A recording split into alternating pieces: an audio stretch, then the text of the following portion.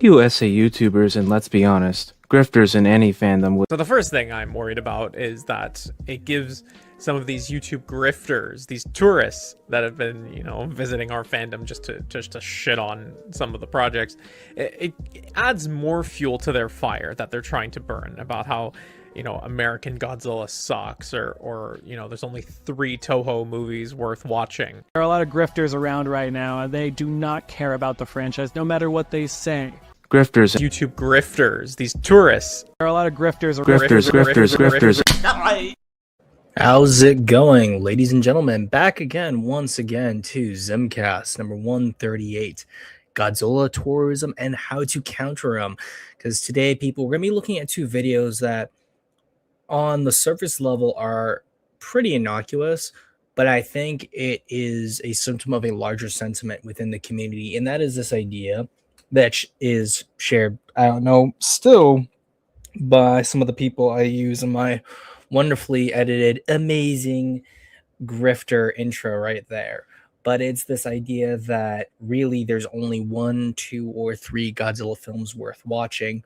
And while I think that there's a lot of problems with the Godzilla films of the past, I think that oftentimes we do not police this behavior enough. We do not really give proper responses and counters to some of the points raised, because oftentimes a lot of it is general praise for a Godzilla film, and we as Godzilla fans, we love the praise. Maybe it's a kink, I don't know. Hopefully YouTube doesn't absolutely destroy me for using the naughty words in the first minute of this stream here.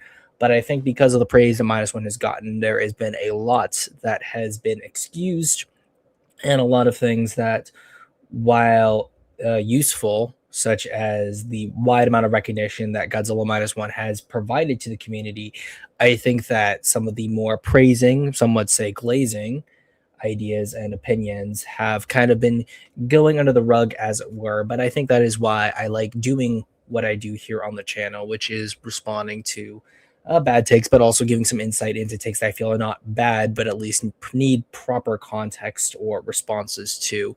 It's that tact. I know I'm not the most tactful, but I try to be tactful, tactical. I like tactical. We'll go with tactical for that, even though it doesn't make any sense.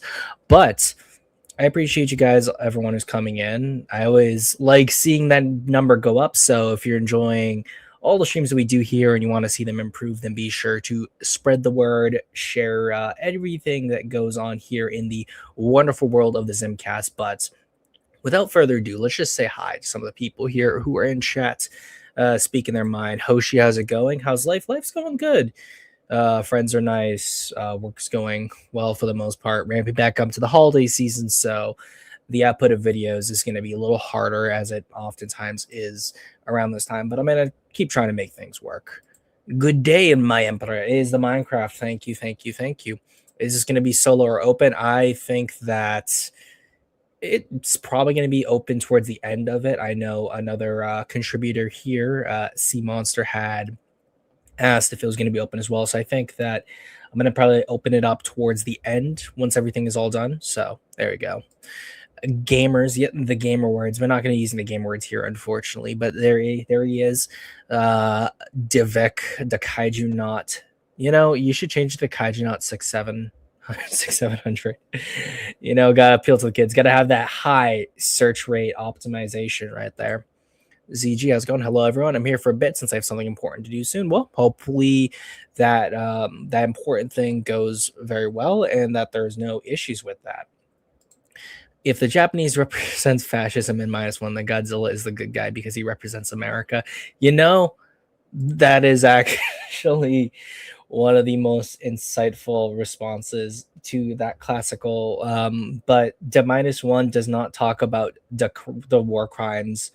So therefore, it is the fascism. So therefore, if the Godzilla bombed by the Americans represents the America, then therefore it is the good guy. Because people who oftentimes bring up these discussions can only see the world in the binary of good guys TM and bad guys TM.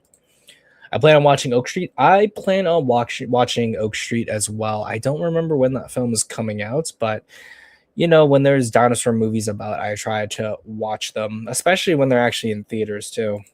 So it'll be interesting to see where that goes. Because I mean, hey, you get Obi-Wan Kenobi and you have dinosaurs, so can't go wrong with that. That's why the Monsterverse is the correct one. Very true. True. Very true. And we also got Serena. Hey, yeah, how's it going? No, it's going good. Going good. Can't complain. Can't complain at all. But what I can talk about here is a little bit of the stream submissions. That wonderful time where I get to share some of the art and see what everyone's been doing in their creative spaces and sort of give my thoughts, my opinions, and what can be done to improve on it. Miss the forest for the trees in another sense, in that there are as some people will say, there are levels to this. And there are certain actions, certain ideas, concepts that are very much black and white. And I think that oftentimes we have issues with things like binaries. So, I can't say that. Maybe in another 4 minutes. So, there we go. Alas, I am returned to be granted audience once more. Upon my name is Godfrey, the first drunken lord. But enough of that, let's get into stream submissions. Speaking of which, if anyone has any music they want to do, like covers like this one done by the ever amazing Blackaroony, and wants me to use them for streams, I will definitely be sure to post them on here as well, so we can have more tracks and stuff, because honestly, the music is the biggest thing that kind of messes with the general things going about when it comes to the streams. So first one, we've got Intestine Inspector. It is his not a creature actually this time, it is a soldier, which is related to the Morticulous story. Now you know that it is from the Morticulous story because of the little shoulder pauldron right there, which I will show off here in just a second, which is this little piece right here. Now I'm not sure necessarily if it's actual like skin from like Morticulous or a smaller Morticulous, but I do like that little detail right there.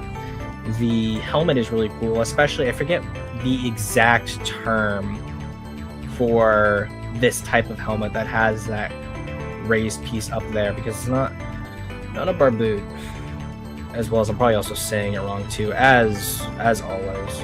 But I do like the helmet here, little Morticulous piece here, the shawl cloak thing there, which always is ever an amazing piece that adds to a fantasy or sci-fi-ish piece of armor.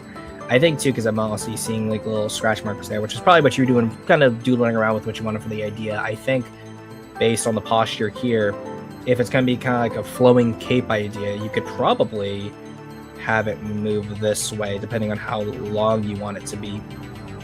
Now, with this, I'm assuming this is like the undergarment, almost like a Gambison-esque piece there, because that's all sharing that same color. Now, that's nice. I think that it does break up the colors here, which is good. And I do the same thing with my armors too. I think that you'll probably, because if this is more antiquity or sci-fi fantasy-esque in its appearance, what you want to do is, right here is make this piece move down here, and you'll taper the waist even more. If anything, add sort of a fluting design to this, so that you still keep the protection that you're looking for, but also still have that waist taper. And as well too, like, armor can be colored a certain way depending on how it's made, so you can still provide this piece here without too much issue. Now, I also like this piece here, and I think just generally kind of looking at it, I know we've played Dark Souls before, so it kind of reminds me a little bit of the Firelink armor design, which is the Soul of Cinders armor. The thing about that design is that it ignores this piece here because it has the tabard that goes down into the middle as well, and then it also has the kama or skirt pieces on the side as well. So just something to consider. I'd say, like, because I love the piece overall, I think that's like the biggest thing though. And I think too, maybe you might want to keep the orange here as well, because that kind of blends into this too, but it also keeps the color palette to a certain like level too, in my opinion. Now the rifle is pretty cool. The at least general shape kind of reminds me a little bit of like an AK. Of course, like not all the details are there, but I think because Maybe it's just the sketching itself, but I do think it looks more like a banana-shaped mag.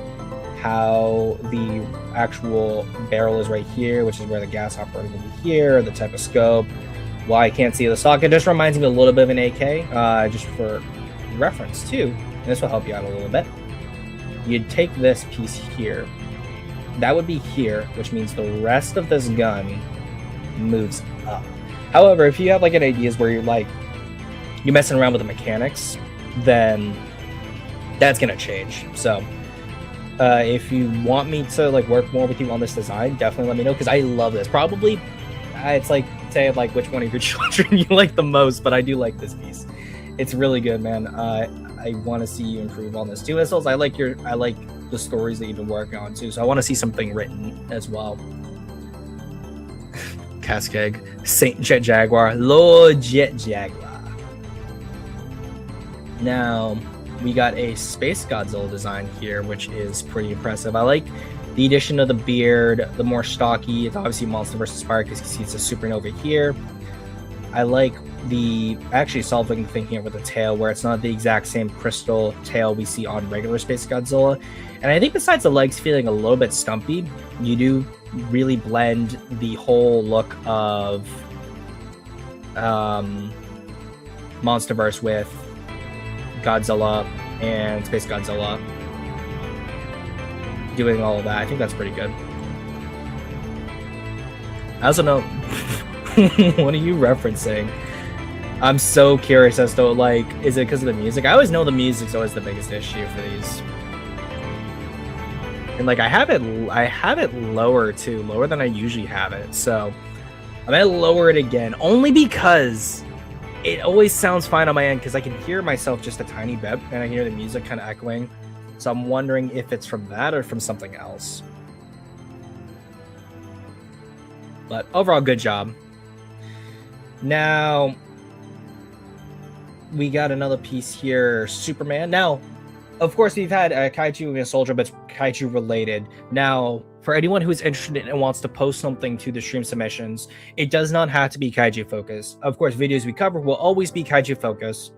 But I love seeing just what you guys have to do for art. Now, I loved what you did here, man, with the reflection, look of Superman.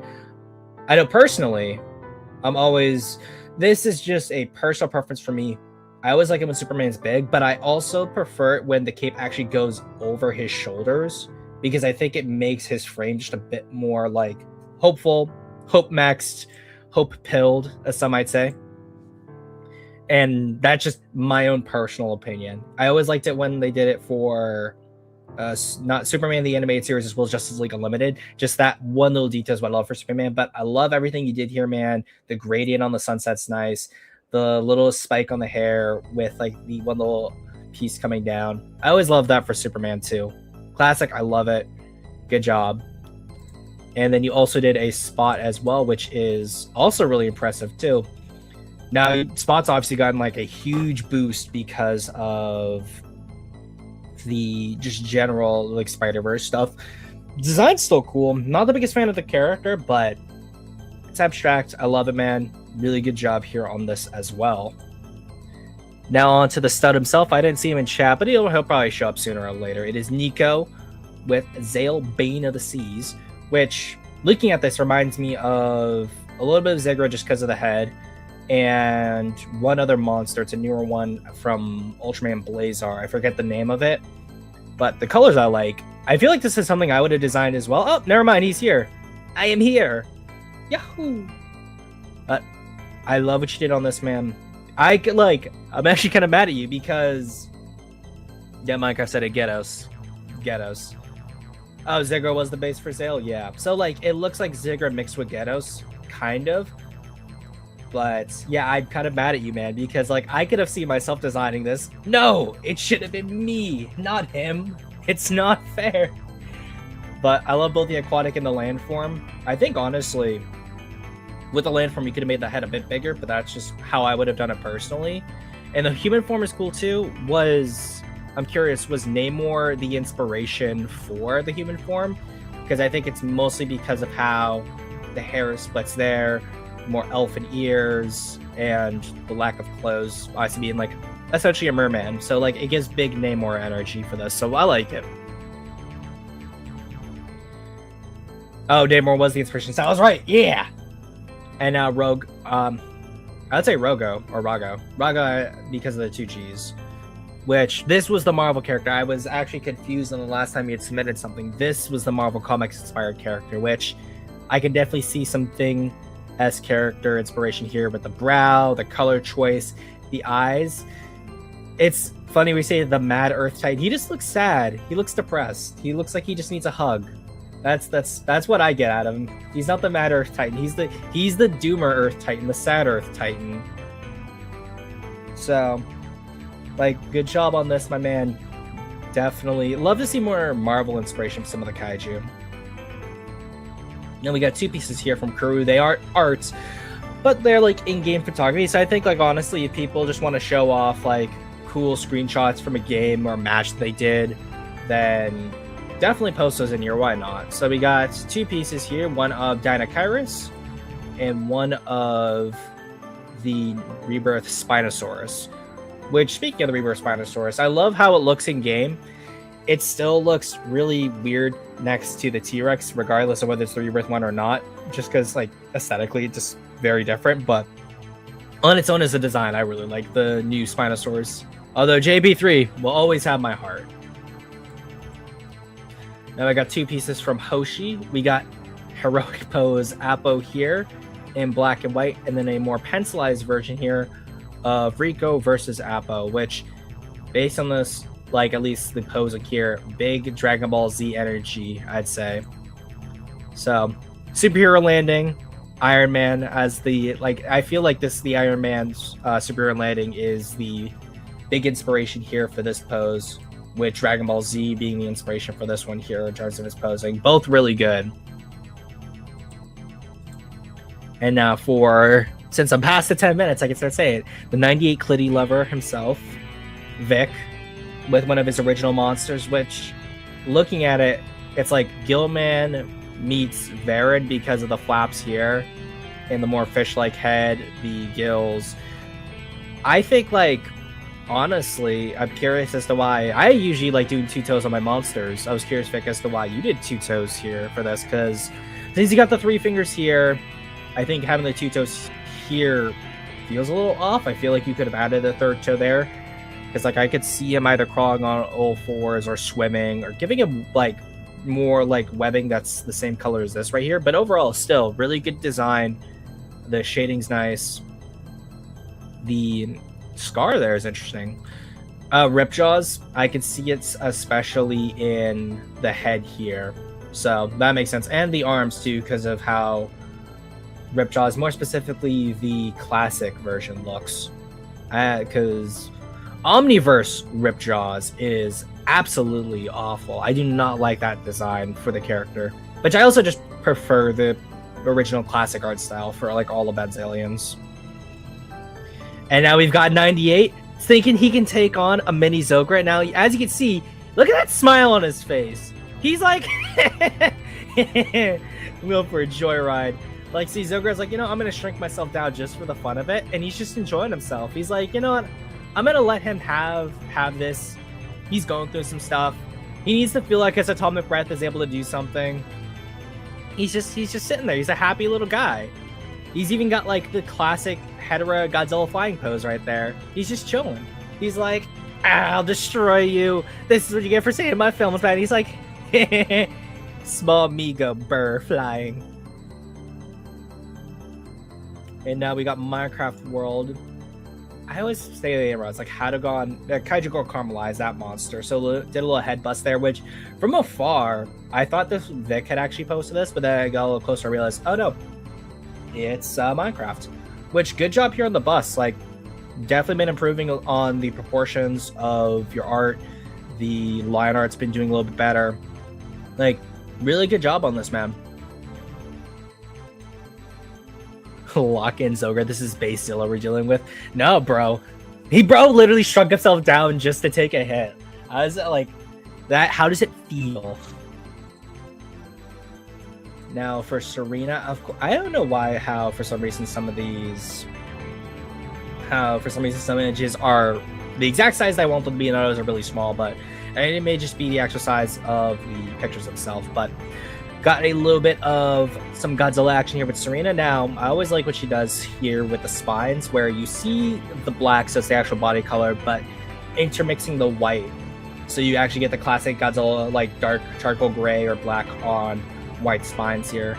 And with the more impressive large saber teeth that actually dips down past the jaw. I really like it. Kuru, did we win against 98? No, Zogra, that was base 98 Raptors.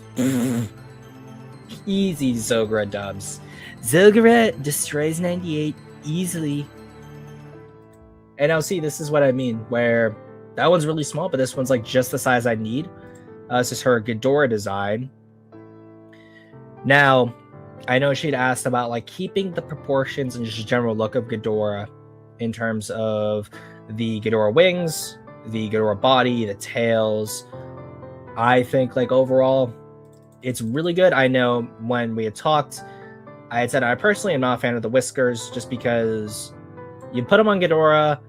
When you add something like Manda into a world, then Manda can have the whiskers. You don't want too much design overlap.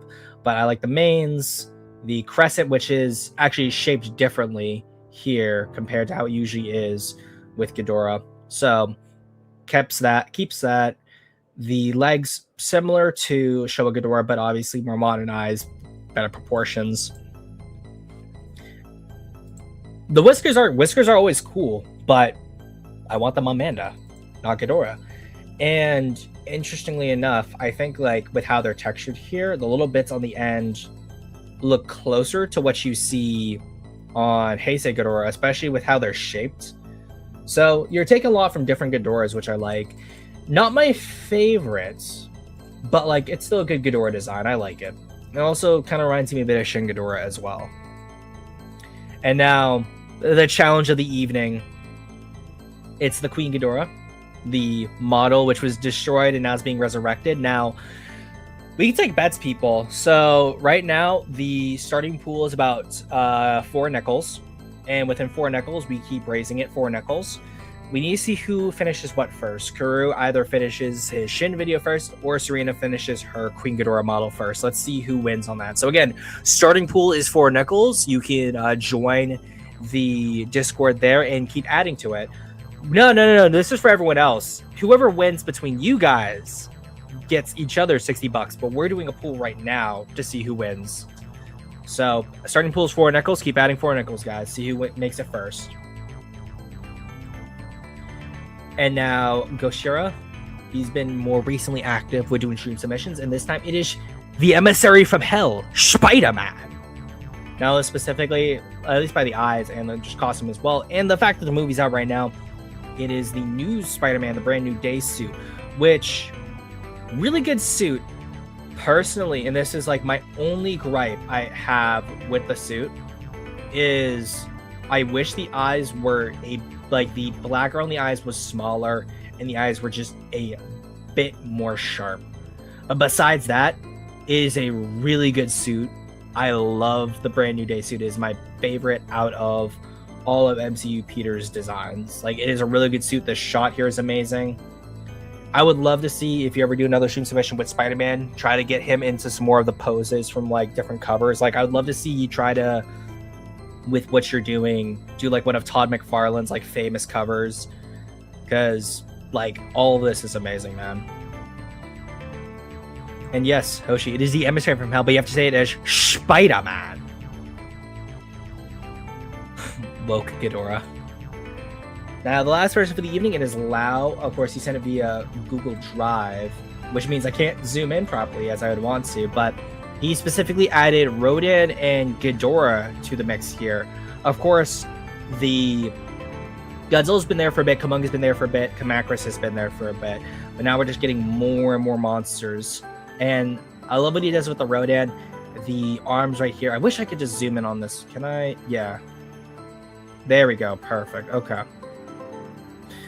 So the bit here is far more armored, closer to that of like Monsterverse Rodan, but it takes the armor bits you see here on the stomach and adds them to the shoulders here. Again, like I said, more anatomically correct pterosaur arms with the legs, and then this detailing here is reminiscent of Monster vs. Lava. So like, I really like it, but more specifically here too, the head is very similar to 56 Rodan's head. So it's taking a lot of elements of both different designs that are official with some modern reinvention, and the design really good, the posing really good. I'd say like out of all of the designs, out of everything here, I'd probably say Rodan's probably one of my favorites with Godzilla. Actually, no, if I had to decide, Rodan's my favorite so far, followed by Godzilla. Kumonga being next because it's pretty standard for Kumonga, nothing like too out of the ordinary. And then Ghidorah here looking pretty much just like Monster vs. Ghidorah. With I have always assumed this was Kamacuras. It's probably my least favorite design only because the head is so very much not classic Kamacuras. Where I'm like, I assume it's Kamacuras, maybe it's not.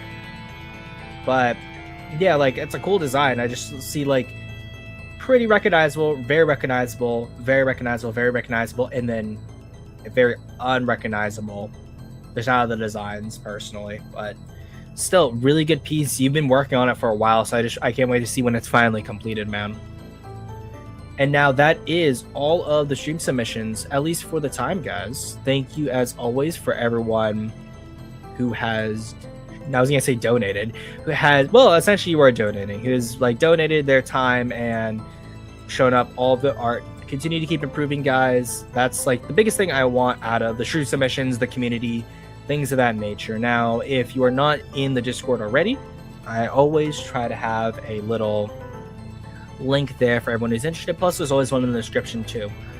So, without further ado, let's get into the topic of discussion, which is these two Godzilla videos and the discussion around -1 and the Monsterverse, all of that wonderful, juicy goodness. Now, I will keep it this little post here from Zablackaroony on screen because I feel like it's relevant.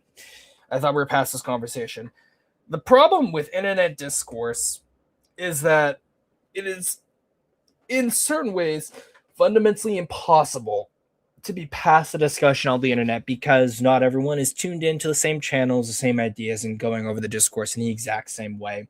There is always more to talk about with a discussion, and I think that in general internet culture, there's the idea of beating a dead horse. I think that is common, and as a result, people don't want to go over topics again because of that general idea that, oh, the topic's been already talked about because we've talked about it. And I think although we ourselves have talked about it, I think continuing to look at it and seeing what people outside of our sphere and our bubble have added to this discussion, whether it's relevant or not, I think is important because it still shows that even if we are building a consensus, that does not mean it is the consensus. I think even the idea of the consensus in a community is never really there unless you're really building up like some form of echo chamber, which I think is exceptionally unhealthy, which is why I try to keep the channel itself and the Discord open, because like I want to see what people say about these topics in agreement or disagreement. And that's why I try not to ban people from the channel or from the Discord, because I think conversation is important. Of course, like when that is abused, that's when I think there is a problem at hand. But what I also wanted to bring up too is the fact that looking at both of these thumbnails, now the one on the left, I could only find a really cropped, smaller version. So when I blew it up here for the side by side, it is of just general lower quality, unfortunately. But you have Godzilla -1 as a masterpiece, and then the same shot mirrored with perfect there. So in this case, looking at both of these videos, both these channels, well, the first one, that's like 18,000 views. That's like bigger than most, if not all of my videos. And then the other one with a channel size of 186,000 subscribers with 34,000 views. Both of them are getting a wide reach. I think it's because they understand to a greater degree than myself and are just more willing to engage with the fact that images like this will always feed into the algorithm better. Simple as that. This image was going around for a while because it was on like everyone's thumbnails. It was in all the articles. It was a good shot. And as a result, you do simple words, simple text, and that just draws in people. I do not have a problem with people being optimized for the search engines. I think as YouTube continues to strangle creators and make it harder for people to earn from their channels, and I know for people who do YouTube as a full-time career, with everything I've been hearing more recently, it's becoming harder and harder for that to be the case and less feasible as a result, unfortunately.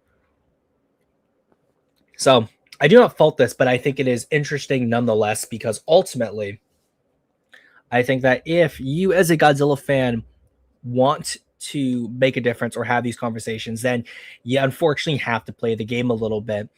And while I think that both of these thumbnails are doing their job perfectly, I will still find them ultimately uncreative in terms of visually being there to allure me to a video. The only reason why I click on these is because, I like talking about this stuff. Can we talk about Doom? Speaking of which, since I'm getting more and more people into like just discussions outside of kaiju within the Discord, I think that one of these days I might start just recording the conversations in the server and posting them to the other channel, because I do like talking about other things, but kaiju, Godzilla, that is always going to be the main focus of the channel, unfortunately. But without further ado, let's get into the first video. It's going to be Celebros one first. And that is on the Godzilla film that changed, quote unquote, everything. Everything. Now, we'll just make sure real quick that we have the video playing properly, because last time, again, I'm not sure why, audio wasn't playing, so I do not want to make that mistake again. So if I told you that one of the greatest films of the decade was a Godzilla film, would you believe me? Well, I'll make sure everyone heard that, and it's already less than a couple of seconds into the video, and we already hear the first touristy take. So now the reason why is it's a touristy take, and I guess we'll play it back right here. And I have it at 1.5 times speed. We're not going to do full-on 2 times YouTubers on speed, because I feel like they already talk fast as it is, and I want to actually be able to catch everything it is that they're saying. So if I told you that one of the greatest films of the decade was a Godzilla film, would you believe me? Well, you should, because... So, in this case, what he is saying is that given the general reputation that Godzilla has, the idea that a Godzilla film could amount to anything is like seen as like weird or odd. Now, that is understandable. Not every film in the franchise is a masterpiece. That is fair. But whenever these people do these videos, they want to provide some sense of authority, which is why they'll oftentimes talk about how in -1 videos that, -1 is like drawing on the roots of the original Godzilla.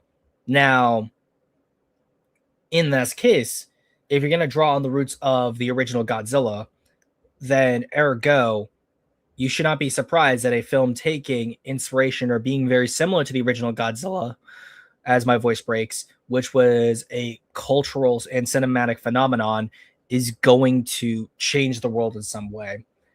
So in this case, anytime you hear someone say this in a video, your question should be, why are you talking like this? If the film is similar to 54, then it should be expected and not discouraged. But oftentimes they'll just be like, oh, well, talk about these films, which is usually going to be like Megalon, Hedorah, and then maybe show shots of like just other random Godzilla films. So Invasion of Astro Monster, Dancing.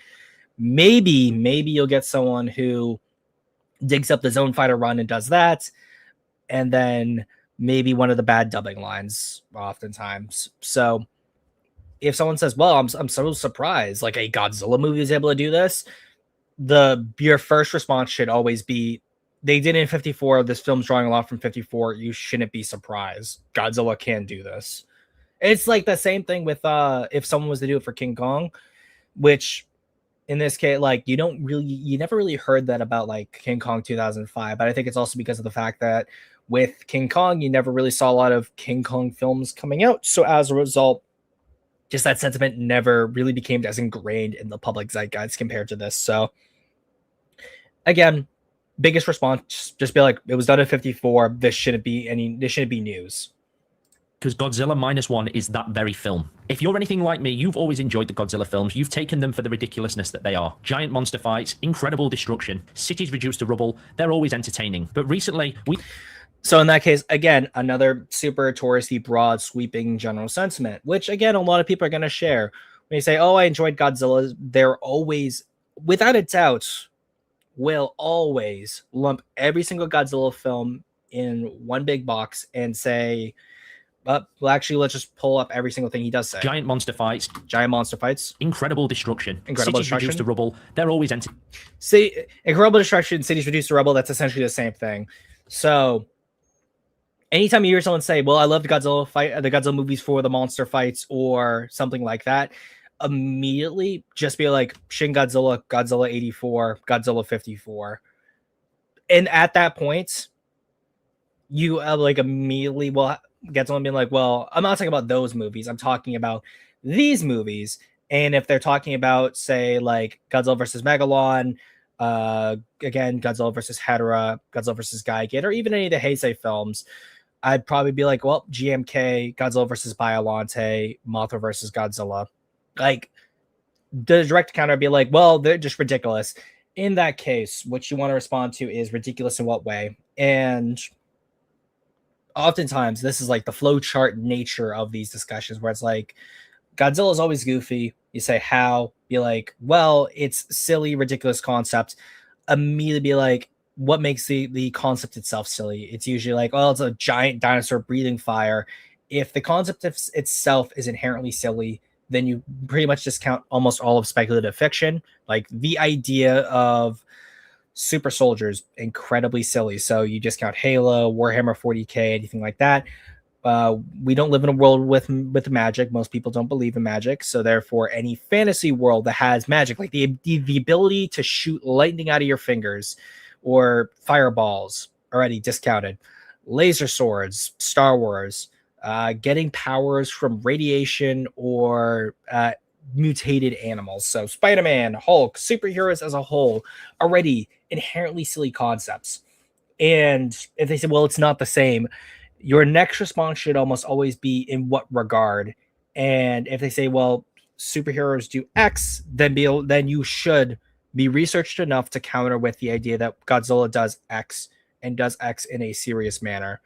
And if you say, well, not all the Godzilla movies, again, just respond back, because oftentimes it's very much a tit for tat with discussing Godzilla in comparison to other speculative fiction universes. Because if we were to say, well, no, these other universes are not inherently silly, especially with things like, for example, comics, there is so much silly Silver Age material you can pull from.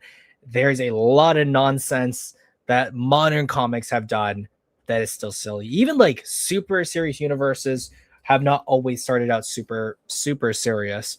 Warhammer 40K, love Warhammer 40K, even though a lot of the stuff is no longer canon. A lot of early 40K is very satirical and silly. Space Marines was very silly. A lot of the stuff they did was very unserious. The general vibes a lot of the races had, like orcs especially, although in those cases, characters like that have remained more satirical because that was just one thing that carried over and unfortunately just never really went away. Or even things like Lord of the Rings, Tom Bombadil as a character, very fun character, but in general behavior, general sentiment, he does not come across as like the super serious character at all. So when someone says, oh, Godzilla's serious, where Godzilla is ridiculous, actually nail them down on what they mean by that, and then try to see if that sentiment is actually consistent across their criticisms of media. Entertaining. But recently, we've had a slate of new Godzilla films, Shin Godzilla and Godzilla Minus One, that take this tale very seriously. Godzilla Minus One is something entirely different to the rest. I'm actually curious as to what he means by this, because of course he talks about Shin Godzilla, which in a lot of cases you'll get only a couple of Godzilla films mentioned. You'll get 54 mentioned, of course, maybe King of the Monsters, so 56. The Monsterverse films usually only in a disparaging manner. Then you'll have Shin Godzilla, maybe. GMK, maybe. Because oftentimes Toho films are reduced to 54, Shin, maybe, and Minus One. Those are usually the big three. This isn't just one of the best Godzilla films ever made, it's one of the best monster movie films to ever grace our cinemas. And that's because it remembers something that so many modern blockbusters seem to forget. The spectacle of the monster matters so much more when you care about the people that are experiencing it. Today, I want to break down why Godzilla Minus One is a masterpiece, why it works so brilliantly, and why I genuinely believe that it's the gold standard for modern monster cinema. P.S. My name's Sam. I'm very new. Yeah, silenced Godzilla fan, a cinephile who's seen 5 Godzilla films is speaking. That is like, it's very true. And now, of course, there's certain people will be like, well, Godzilla fans need to watch more movies. Oftentimes, the people making these films, quote unquote, cinephiles, some would say movie fans, they don't particularly have the biggest or the most like comprehensive analysis of films overall. So like the idea that Godzilla fans need to watch more movies oftentimes comes from people who don't even really have a particularly wide spanning knowledge of film to begin with. To longer form videos. If this is your kind of thing, consider giving me a chance and sticking around. Now there you go. The shilling, which I have no problem with. No problem with shilling at all. You got to make your money somehow. One thing that immediately separates Godzilla Minus One from so many Godzilla films is that it perfectly understands what Godzilla originally represented. Back in 1950. Yeah, so then therefore he's immediately defeated the idea, because if this is what Godzilla originally represented, and Godzilla is just, you watch Godzilla for the ridiculousness, then you actually, in that case, it would be fair to say that you were watching Godzilla movies wrong, because in this case, there was never a distinction originally between 54 specifically and every other Godzilla film. So you could lump every single Godzilla film, regardless of its quality, regardless of how serious it is, into his original point. But then he has to clarify, which you could consider an Mott and Bailey, but I don't think necessarily is the case, because oftentimes these kinds of videos are very more stream of consciousness, it feels like. So as a result, I don't judge them too harshly. But now we're getting into the pseudo-historical comments, because anytime people talk about how good Minus One is, they will immediately have to compare it to 54, which was, again, a phenomenal film and became a phenomenon in itself, which is why it's not surprising Minus One is so good. 54, when that first Godzilla film came out, Godzilla wasn't just a giant creature. He was trauma, he was fear. He was the physical embodiment of nuclear destruction. And he was a metaphor for a country that was still trying to process an unimaginable loss after the effects of World War II. Japan had already lost everything, the country was devastated. Families had been destroyed, people are trying to rebuild their lives from absolutely nothing. Godzilla arrives, and things went from bad to worse. The director of the original Godzilla...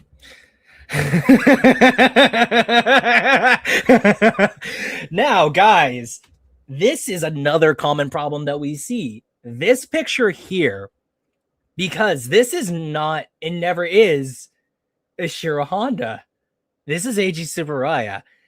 There has at least been, I want to say, at least 2 other videos that have taken this picture of Tsuburaya and then state that this is Honda, or they say the director of Godzilla. And like, what's weird is that you never ever like hear them talk about King Kong versus Godzilla, but they'll always have this picture here.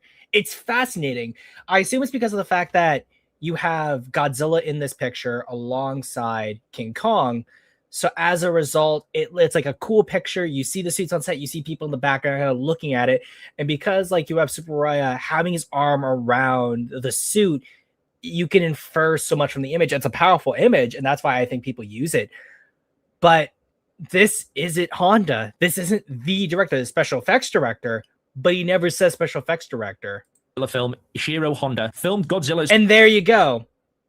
And things went from bad to worse. The director of the original Godzilla film, Ishiro Honda, filmed... I forget the other 2 films, but they were kind of similar films to this. Like Ishiro Honda. But it's weird too, because if you go back here... Arrives, and things went from bad to worse. The director of the... Honda and Subaraya don't look that similar, so I never understood why people would confuse the two. And what's worse is that you have here, he has a picture of Honda, so then why use a picture of Subaraya? The original Godzilla film, Ishiro Honda, filmed Godzilla's Tokyo rampage to mirror the atomic bombings of Hiroshima and Nagasaki. And he stated, if Godzilla had... Now that's kind of ahistorical, because I have never seen anywhere where Honda specifically states that that's who he's basing them on. been a dinosaur or some other animal, he would have been killed by just one cannonball. But if he were equal to an atomic bomb, we wouldn't know what to do. So I took the characteristics of an atomic bomb and I applied them to Godzilla. -1 captures that essence perfectly because... So the cannonball quote, that is true. I think the wording's a little off, but the sentiment is there. Now, okay, what does that mean? Because we see that in other Godzilla films before -1, Godzilla 84, GMK, Godzilla 2000. There's like a lot that we already see of this idea, and that's already like implanted into the character of Godzilla post 54. It's this idea that Godzilla isn't just a normal dinosaur because of its radioactivity. It is now something beyond that. But let's see what he actually says. So they're saying all Asians look the same. What did they mean by this? Like, deadass, if you're gonna say all Japanese look the same, that's actually racist. I don't even think he's saying that. I think quite literally, this comes down to the fact that, like, when you look up Godzilla director, Subaraya was the special effects director, but not actually the director. And I'm just curious, for the sake of this argument, let's go. Godzilla director. So when you look up here, first thing is Honda. So yeah. Oh no. Oh no, guys. Maybe this is why. This is Britannica is posting this. Ishiro Honda. Oh no. Oh, this could actually probably explain why. So John M. Cunningham, this might be because of you. This might be your fault. So everything here, yeah, Godzilla 54, Rodan, Mothra, blah blah blah blah. Serena, this is your fault because of the Brits. Okay, at least they do that here, where it does state that this is the edit of Honda's film. But okay, so interestingly enough, right here in this picture, it does state that this is Honda, not Honda. This is Subaraya with King Kong and Godzilla here. So this could mean one of two things. This could either just be that whatever they are looking for, Godzilla director, they go down, they realize they probably don't want to use this picture, as well as I know this is from Kaiju United. This is newer, so they probably don't see that too often. They know for a fact this isn't Honda because they probably already know Honda passed away. So they see this, they see Ishiro Honda, they take the picture and assume that that's the director. This right here is directly for Tomoki Tanaka, so I assume that therefore someone's looking at that, realizes that's not the actual director. But again, like, you just scroll down, you have this picture of Honda, this picture of Honda, this picture of Honda. But I guess because, like, with this one, you have the dinosaur in the background, that's why a lot of people use it. This one is just on film. You don't get a shot of, like, the Godzilla suits. So it probably isn't, like, look as flashy to some people. Maybe that's the reason. But then you have something like this or that. Like, there are really good pictures of Honda on set that you could use.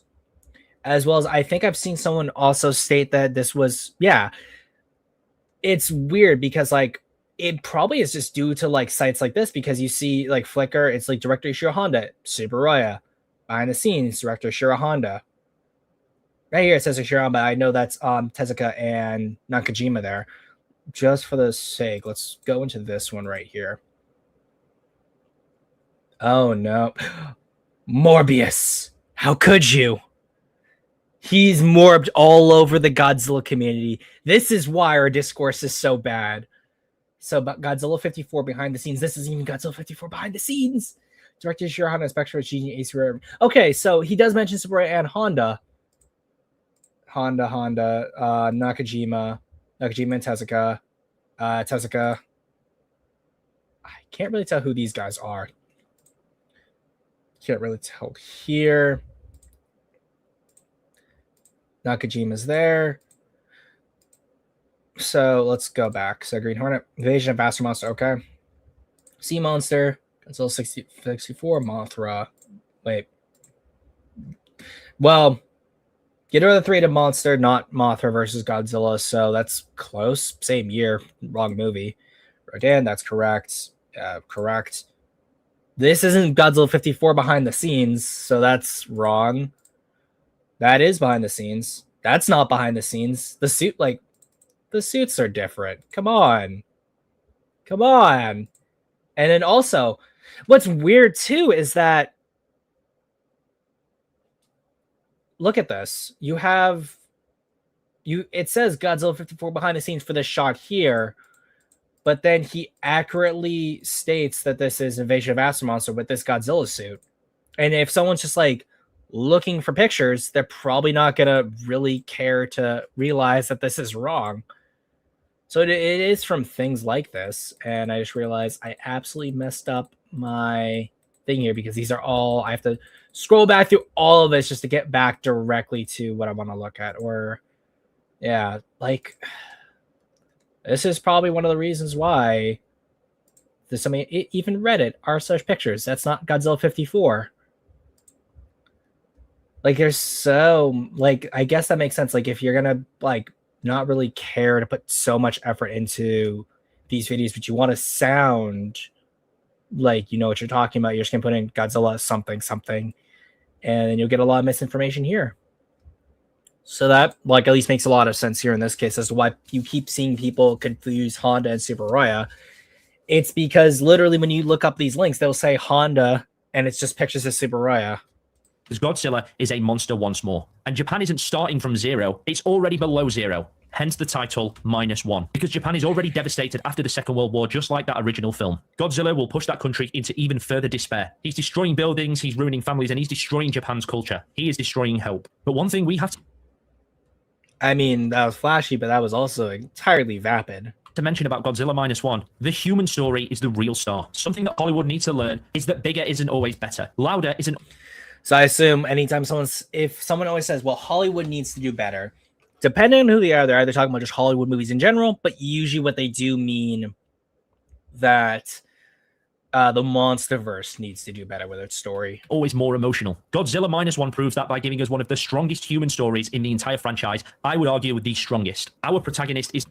Considering the lack of actual like information talked about with 54, I think Serena had mentioned earlier how many of these people actually watch 54. I think that he knows about 54, but has never actually watched it, or maybe watched King of the Monsters. That's what I'm thinking. That's my guess. Is not a hero. Koichi is broken. He's haunted by survivor's guilt. He's questioning whether he deserves to be alive in the first place. It's revealed early on in -1 that Koichi has feigned a faulty airplane to be able to run away from the fight, bringing shame to himself and delivering a great dishonor to his nation. And that guilt and those emotional scars become the heart of this film. Every decision that Koichi makes feels genuine. And that's not even from this film. Like, it really does feel like you're just looking for as many pictures as you can get to make the point, but this is even from -1. This is from -0, which we haven't even seen yet. His redemption is earned because he's fighting two battles, one against the G-Man himself, a giant atomic lizard Godzilla, and one against himself. And that's what makes the climax of this film so satisfying. The emotional journeys reach their conclusion at the same time. That's good storytelling. When the emotional arc and the action arc happen together and perfectly blend, every moment feels earned. That's something that many blockbuster monster films fail to achieve, and it's something that I never expected to be executed so well in a Godzilla movie. Again, maybe seen -1, GMK, Godzilla gets Mecha Godzilla. Anything? No? Nothing? Okay.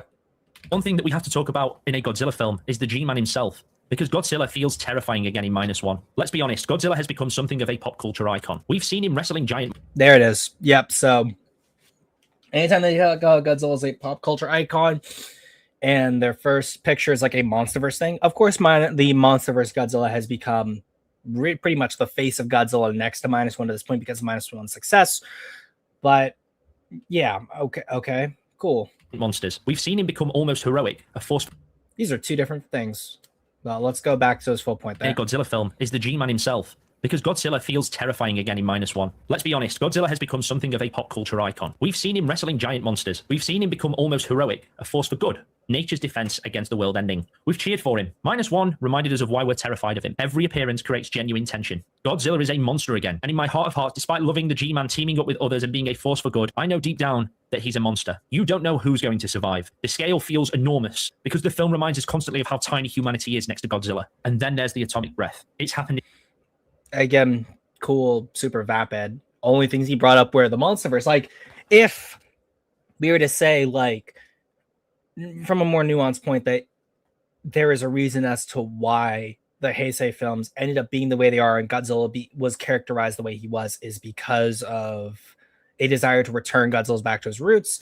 Understandable. Again, would probably be vapid, but at least understandable. But this is literally just, well, monsterverse Godzilla is kind of a good guy. We want to be terrified of Godzilla, and that's what -1 and -1 does it well. But in that case, whether we like it or not on this channel, and like people in the comments, Shin Godzilla does the same thing. So therefore, how does -1 specifically change everything? Like that doesn't make it exceptionally unique in this scenario. in so many Godzilla films that power up, but in -1, it hits a little bit different. Very few scenes in cinema made my jaw drop like this one, even though I knew it was coming. The build-up, the silence, the release, the destruction.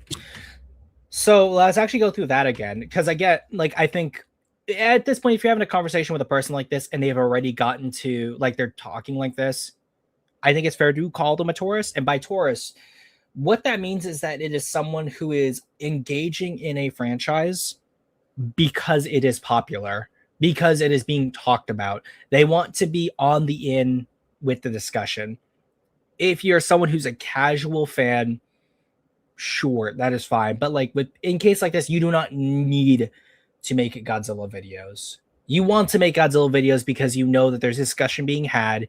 You know the talking points that people are going to want to hear. And as a result, you're able to get views and therefore get money. I don't think it's like a grift.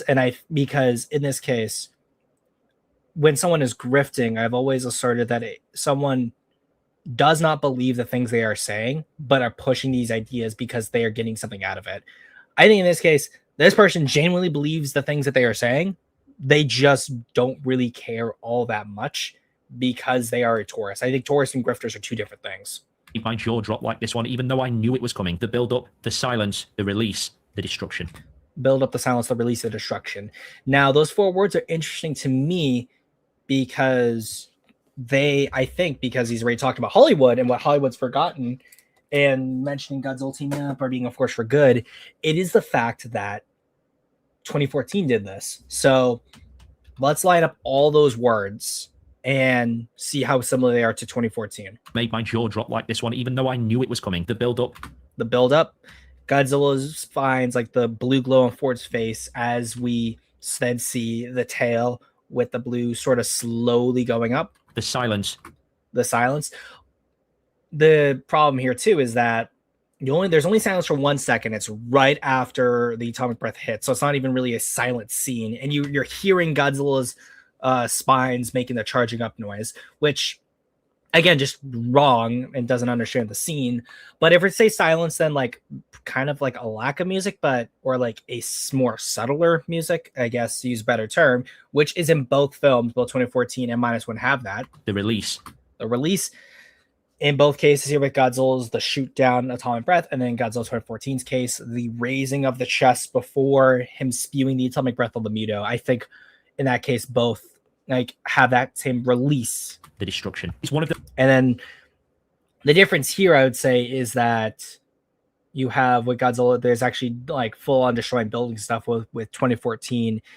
You don't really see too much destruction. It's really just taking on the Muto, but again, actually puts the Muto down for a second. So it's kind of similar there, but you don't really get a similar shot for the atomic breath and really any of the other MonsterVerse movies.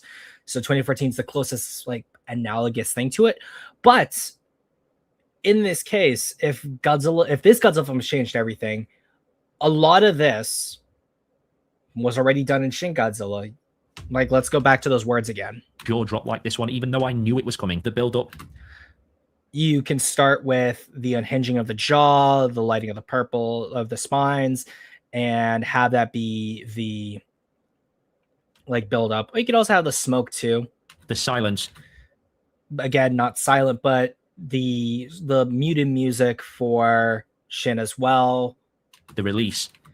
And I guess like we could have the smoke and the fire be sort of the build up, with the release actually being Shin's purple beam absolutely showing. So again, also does the same thing. The destruction. You see that too. And then in Shin's case too, we have the prime minister being killed. We have a ton of destruction there. Like, this would therefore make -1 not necessarily unique in a like jaw-dropping atomic breath. One of the most visually spectacular scenes that I've ever seen in a movie. The anticipation makes the payoff unforgettable. Same would go for Shin. So again, if the claim is again the Godzilla film that changed everything, or so how is this so much more different than Shin Godzilla's? Why does it hit more? I would say it hits more because in the case of -1, we see it from a lower human perspective. We see the destruction directly affect people on the ground, the supposed death of a character, and the personal emotional toll that the destruction has on a protagonist, which is like felt in that moment, as well as I'd say the spectacle at the end of -1, I think just hits a little harder than Shin's does. Godzilla roaring defiantly to the sky after being the harbinger of such destruction. It reminded you that Godzilla was a monster, and he was something to be feared once. And this is funny here because what he's saying again also applies to Shin, as he shows a edited version of -1 with purple spikes. More. And speaking of scary, those scenes of Godzilla swimming towards that boat with our heroes on still gives me the heebie-jeebies. And another masterful aspect of this. So, once again, a really, really sloppy video when it comes to the images used, because earlier he was talking about the ridiculousness of Godzilla films with the monster fights, as he's showing minus Godzilla next to a shot of Yamazaki's Mecha Godzilla charging up a beam, which is about to fight against the that Great Clash Godzilla design, which is essentially the minus design with changed spikes. Like, what is the purpose of this shot here, other than just muddying your own message? It's amazing film is the fact that the spectacle puts most modern blockbusters to shame. -1 reportedly cost a Also not -1. This is the Southeast Asia Godzilla design. fraction of what modern Hollywood blockbusters cost. It looks better than so many other films that have 3 or 4 times the budget. The team behind -1 knew it. Edited -0 clip. And again, anytime people want to talk about -1, it's always, well, budget small, so therefore good. Not really too much else, which is because a lot of these people do not know too much else, but they just know smaller budget, still impressive CGI, therefore good, which is fine. It's completely fine to talk about. But if you're saying this changed everything, then you really need to put all of it into context. Exactly where to spend their budget. Every visual effect serves the story. I don't think anything feels excessive about -1. It feels deliberate, it feels measured, and it's safe to say that every shot has purpose. The camera lingers long enough for us to absorb that destruction. It allows us to watch Godzilla react after causing so much devastation. And Godzilla looks great in this film. He looks lifelike, he looks believable, and it makes the film that much more immersive. Again, empty platitudes, which I may agree with, but that does not necessarily make it useful, or at least this opinion useful. It's a perfect reminder of why creativity will always triumph over unlimited budgets. -1 just stands above so many other Godzilla films. I love plenty of Godzilla films. And here's the thing, again, you see Shin right here, but then it undermines the point about the atomic breath, because we see something similar in Shin, but it's not talked about. And when he says, well, I like other Godzilla films, you haven't mentioned anything else, really. You've shown pictures of the Monsterverse, you've shown pictures of -0, which no one's seen yet, and you're showing a clip of Shin. I love the original. And I love the I love the original. That's not even the original. That's Shin. legendary Godzilla. I enjoy the Monsterverse. And I'm one of those people that... Oh boy. And it's funny where he shows the picture of the clip of Ghidorah the Three-Headed Monster, and it says the Monsterverse, which funny because it caught him. But like, if you're going to talk about these things, then show clips from those movies, please. Godzilla films. I love the original. And I love the legendary Godzilla. I enjoy the MonsterVerse. And I'm one of those people that really enjoys 1998's Godzilla. Maybe that's why this video is bad, because he's a 98 lover. He doesn't actually care. Justice for Zilla. This is a great Godzilla design. And some of them are brilliant monsters. Yeah, so again, maybe that's why, guys. Maybe the answer is just purging more 98 fans from the fan base, because that's what we need to do. Spectacles. I'm a huge fan of Shin Godzilla, another film that made Godzilla terrifying. But -1 just achieves something incredibly rare. It balances every single element that makes a Godzilla film Godzilla. It has incredible action, fantastic visual effects, and it has a human story at the core of everything that it does. There are compelling characters, there are powerful historical themes, there is beautiful cinematography, and there is a monster that feels unstoppable and it feels terrifying. A perfect blend between blockbuster entertainment and meaningful storytelling. It delivers on all fronts. And I feel that's why so many people that don't care about Godzilla could watch this film and have the time of their life. Underneath the monster story is that deeply human story. Many great films stay with you after those credits roll. Godzilla -1 will linger with you, and you will want to watch it again. Whether that be in color, whether that be in black and white, I can't decide between the two formats which I like most. -1 is a reminder of why. This is the only, again, people do not look fondly upon the return of Godzilla. I don't understand the desire to promote this idea of authentic fanship or this like deeper knowledge, when again most of what's been said is the emptiest of platitudes. There's been no comparison between other Godzilla films on any deeper level, or even how -1 steers the franchise back in a direction similar to what Heisei was trying to do, which was trying to bring Godzilla back to its roots of the original 54 film. I do not understand that. I hope can still prevail and still triumph even after unimaginable tragedy. It understands that the best monster movies aren't just about the monster. They're about people trying to rebuild, trying to forgive themselves, trying to find hope where everything else seems impossible. That's why I believe Godzilla -1 isn't just a fantastic Godzilla film. It's a masterpiece. I believe it sets a standard for many modern blockbusters, and they will struggle to reach that standard for years to come. If you enjoyed this breakdown, please let me know in the comments, and I'd love to know your favorite Godzilla films. Now there it is, the desire to be like engagement with the fans. Let's talk about this deeper, when really nothing deeper has been said. And I think that the reason why is because this is an 8-minute video. It's easy to praise a film, and since it's 8 minutes, you hit that sweet YouTube sweet spot and get your views. So there it is, guys. That is the first one there. How the Godzilla film that changed everything. Now we move on to the 30-minute video. Let's see if this one's any better. This is the film Why Godzilla -1 destroys every other Godzilla film. Now, if that is your claim, that means it destroys every other Godzilla film, including the original. So any praise for the original, I assume, is always going to be pretty vapid. So let's see what happens, guys. Make sure. Nope. YouTubers on speed. Laser from mouth. Now, I have a confession to make. I've already done the whole Godzilla -1 song and dance on this channel. Doc Replicant, how's it going? Greetings there, denizens of planet Dirt. In that video, I argued that this film essentially stripped Hollywood naked and left it shivering in the rain. Sure, yeah. And look, I stand by every single word of that. But I recently sat down for a bit of a rewatch, and the experience shifted. It didn't hit me with more force, and it didn't feel diminished. Aggression is his love language. It simply resonated on a different frequency. When you stop treating a movie like a weapon... So, resonates on a deeper frequency, so let's see what he says by that. ...to beat studio executives with, and just watch it as a story, you start seeing the ghosts you missed the first time. The discourse about... So we'll play that back completely. ...feel diminished. Aggression is his love language. It simply resonated on a different frequency. When you stop treating a movie like a weapon to beat studio executives with, and just watch it as a story, you start seeing the ghosts you missed the first time. The discourse about microscopic budgets and efficient CGI is vital, sure, but it can also act as a distraction from the actual soul of the work.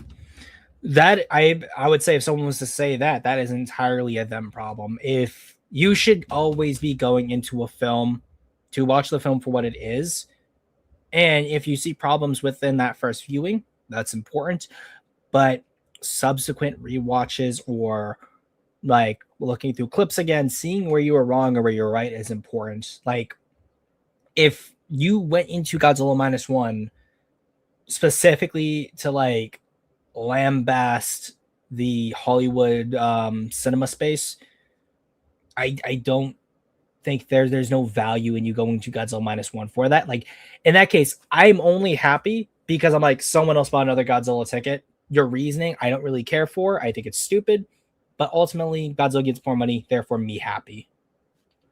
It shouldn't even exist. There is one specific moment in Godzilla -1 involving Shikishima and the crushing weight of survival that I initially categorized as solid acting. Oh, there's a lot out there. But on second viewing, it's the most haunting exploration of psychological debt I've seen in years. So we're So the scene you thought was a good scene is still a good scene. Like, let's go through that again one more time. in Godzilla -1 involving Shikishima and the crushing weight of survival that I initially categorized as solid acting. Oh, there's a lot out there. But on second viewing, it's the most haunting exploration of psychological debt I've seen in years. So the thing you thought was solid acting was solid acting. So we're going to break that scene down in the first chapter, and then we're going to drag the entire MonsterVerse out in the light for a rematch. And you Yes. I think, again, the only reason why people talk about the MonsterVerse in conjunction with -1 is because the MonsterVerse is still ongoing compared to the other Godzilla stuff. But again, this video is why Godzilla -1 destroys every other Godzilla movie. What it should be is why Godzilla -1 destroys the MonsterVerse, because I, again, doubt he'll mention anything having to do with any other Godzilla film besides the MonsterVerse.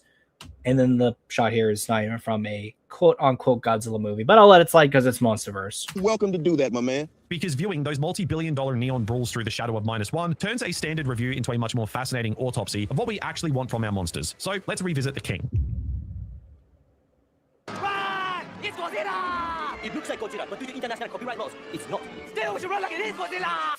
When I This is, again, one of those classic memes, which I love the meme, but almost anytime one of these tourists does one of these videos, chances are you'll probably get this clip in there somewhere, one way or another. I first sat down to watch Godzilla -1, I was, like many of you, carrying a significant amount of baggage. I viewed the film through a very specific lens. It was a weapon. It was this shiny $15 million proof of concept that existed to make every overbloated $300 million Hollywood disaster look even more pathetic by comparison. I was looking for technical efficiency. I was looking for how did they do this so cheap? And while that is a valid conversation to have, it's a bit like going to a Michelin star restaurant and spending the entire time asking the chef about his utility bills. You're missing the actual meal is what I'm trying to say. And on rewatch, Okay. Again, came in for -1 for the wrong reasons. I don't like that, but you gave Godzilla money, so that's like the only saving grace I have for it. that entire budget versus outcome argument started to fade into the background for me. When the noise of the online discourse dies down, you're left with the actual story of Koichi Shikishima, and that is where the film transforms from a triumphant technical achievement into a haunting piece of cinema. Shikishima is a man whose existence is defined by a void. He is a kamikaze pilot who survived. Now, to a modern Western audience, surviving a suicide mission sounds like a miracle. It's a win. But within the crushing societal pressures of 1945 Japan, his survival is a profound source of shame. He did something more than just fail a mission. He failed his identity. He returned to a home that had been reduced to rubble, and instead of a hero's welcome, he's met with the cold realization that he's a living reminder of a lost war. He is a coward in his own eyes, a man who cheated death when death was his only sanctioned duty. This leads us to the scene I teased in the intro, and I think this is the most effective moment in the entire film. There's a point where the quiet domesticity of his life with Noriko, which I've probably mispronounced as I will with all of these Japanese names, and the orphaned Akiko becomes too much for him to process. He has a complete mental breakdown, but it isn't a loud screaming outburst for the sake of the trailer. It's quiet. It's terrifying. He becomes convinced that he actually died on Odo Island or in the cockpit of his plane. So this is kind of incorrect when it comes to the timeline of the film. So let's go back. Leads us to the scene I teased in the intro, and I think this is the most effective moment in the entire film. There's a point where the quiet domesticity of his life with Noriko, which I've probably mispronounced as I will with all of these Japanese names, and the orphaned Akiko becomes too much for him to process. No, that's not why. That's not why he's breaking down. Because him breaking down is he breaks down the two times, after the nightmare and then after the direct encounter with Godzilla. So it doesn't have anything directly to do with the fact that he's living in like this life with Noriko and Akiko. Yes. He has a complete mental breakdown, but it isn't a loud screaming outburst for the sake of the trailer. Yeah, well, he does have like loud screaming, but it's not really able to like demonstrate it well for the trailer. Quiet. It's terrifying. He becomes convinced that he actually died on Odo Island. Yep. So in this case, he's specifically talking about the Odo Island sequence. This is after, again, how Godzilla, this is after he's already encountered Godzilla. Noriko pressures him to talk about it more. And that's when he breaks down because he realizes that, at least he feels that he should have died on Odo Island, not like having a breakdown because he's like living with them, but because of the fact that once again, the creature that killed all of his friends was able to kill a bunch more people, and he wasn't able to do anything about it because of the crushing guilt he's already had in regards to the kamikaze pilot, not because of, oh, well, I'm sitting here with my family and blah, blah, blah, blah, blah. Or in the cockpit of his plane. He believes that everything around him, the woman he loves, the child he's raising, the very ground he walks on, is a phantom, a dream, a cruel nightmare his dying brain constructed to mock him before the lights go out. I don't think we talk enough about how brave it is for a giant monster movie to stop everything just to explore the internal devastation of PTSD. It is a man who genuinely believes that... Well, let's go back. If it is for a giant monster movie to stop everything giant brain construct he loves, the child he's raising, the very ground he walks on, is a phantom, a dream, a cruel nightmare his dying brain constructed to mock him before the lights go out. I don't think we talk enough about how brave it is for a giant monster movie to stop everything just to explore the internal devastation of PTSD. Oh, okay. Like, that line implies that it's not necessarily brave for a giant monster movie to do that. It's important because it shows that the director respected the genre and wanted to tell something meaningful, where versus a lot of times when people want to do giant monster material, they assume that because it's a monster movie, therefore it can be shoddy or low budget without too much issue. It is a man who genuinely believes that he has no right to occupy space in the world of the living. He feels like a ghost, and the tragedy is that he's terrified of waking up. This scene acts as the true anchor of the film. It forces the audience to confront the psychological reality of survival. For many, the present is a debt they can never repay. This self-hatred actively poisons the stakes of his makeshift family. Every time he looks at Akiko, the orphan he's ended up raising with Noriko, he isn't filled with a father's pride. He's filled with a father's terror. He feels like a fraud occupying the space of a better man who actually deserved to come home. To Shikishima, Akiko is a second chance he feels fundamentally unqualified to lead, and the fear of orphaning her for a second time, this time for his own perceived cowardice, is a weight that feels heavier than the lizard itself. It's a man wrestling with the idea that happiness is something he has to steal because he doesn't believe he has the currency of honor to buy it. And this is where the character of Godzilla takes on a much deeper, more sinister meaning. In the Monsterverse, which we'll get to, Again, we'll only talk about the Monsterverse, we'll not talk about any other Godzilla film, because we could also talk about Serizawa's speech in 54, but also Ogata's comment to Serizawa in the 56 version as well. Discussions of Mothra versus Godzilla. I was about to say Asusa, but that's Godzilla versus Mechagodzilla 2. Akane from Godzilla against Mechagodzilla, the comments in GMK. All of those are not going to be brought up or even compared to, or how Godzilla Minus One takes these emotional stakes and really just does them better than those films. Agree to disagree on those. Like, there's no deeper analysis here because this video's title is misleading. It's not Godzilla destroys every other Godzilla film. It's Godzilla Minus One destroys the Monsterverse, because that is all he really knows, because he's only taken the time to watch the ones that are easily accessible to him. don't worry, Godzilla is often a hero, or at least a grumpy bouncer for the planet. So there we go. Let's talk about Godzilla's characterization. Because he doesn't believe he has the currency of honor to buy it. And this is where the character of Godzilla takes on a much deeper, more sinister meaning. In the Monsterverse, which we'll get to, don't worry, Godzilla is often a hero. Godzilla's often... No, Godzilla's always been, like, the protagonist of all the Monsterverse. If he was to say Godzilla in the general sense is often a hero, maybe that's more fair. But again, this isn't all Godzilla movies. This is just the Monsterverse. So, that's just wrong. Godzilla's always been the hero of the Monsterverse. Or at least a grumpy bouncer for the planet. But here, he is a straight-up force of evil. More importantly, he is the physical manifestation of Shikishima's guilt. Every time that lizard rises from the depths, it's as if Shikishima's past is literally coming back to drag him into the abyss. Godzilla is more than an external threat to Japan. He is the judge and jury for Shikishima's perceived failures. And the decision to strip away the anti-hero protector status that Hollywood has been leaning on for years is... Now this is, again, like another thing. It says Hollywood's been leaning on this for years, as if this perception of Godzilla was something Hollywood itself specifically invented. The problem is, again, this isn't just Godzilla and like Hollywood and Hollywood's choices. The problem is that the choice that Hollywood makes is they don't make convincing scripts. The world building really isn't there. And as a result, Godzilla suffers as a result.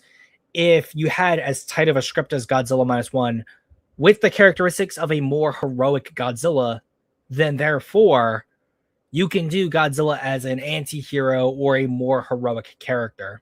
But I don't think a lot of people have the ability to do this.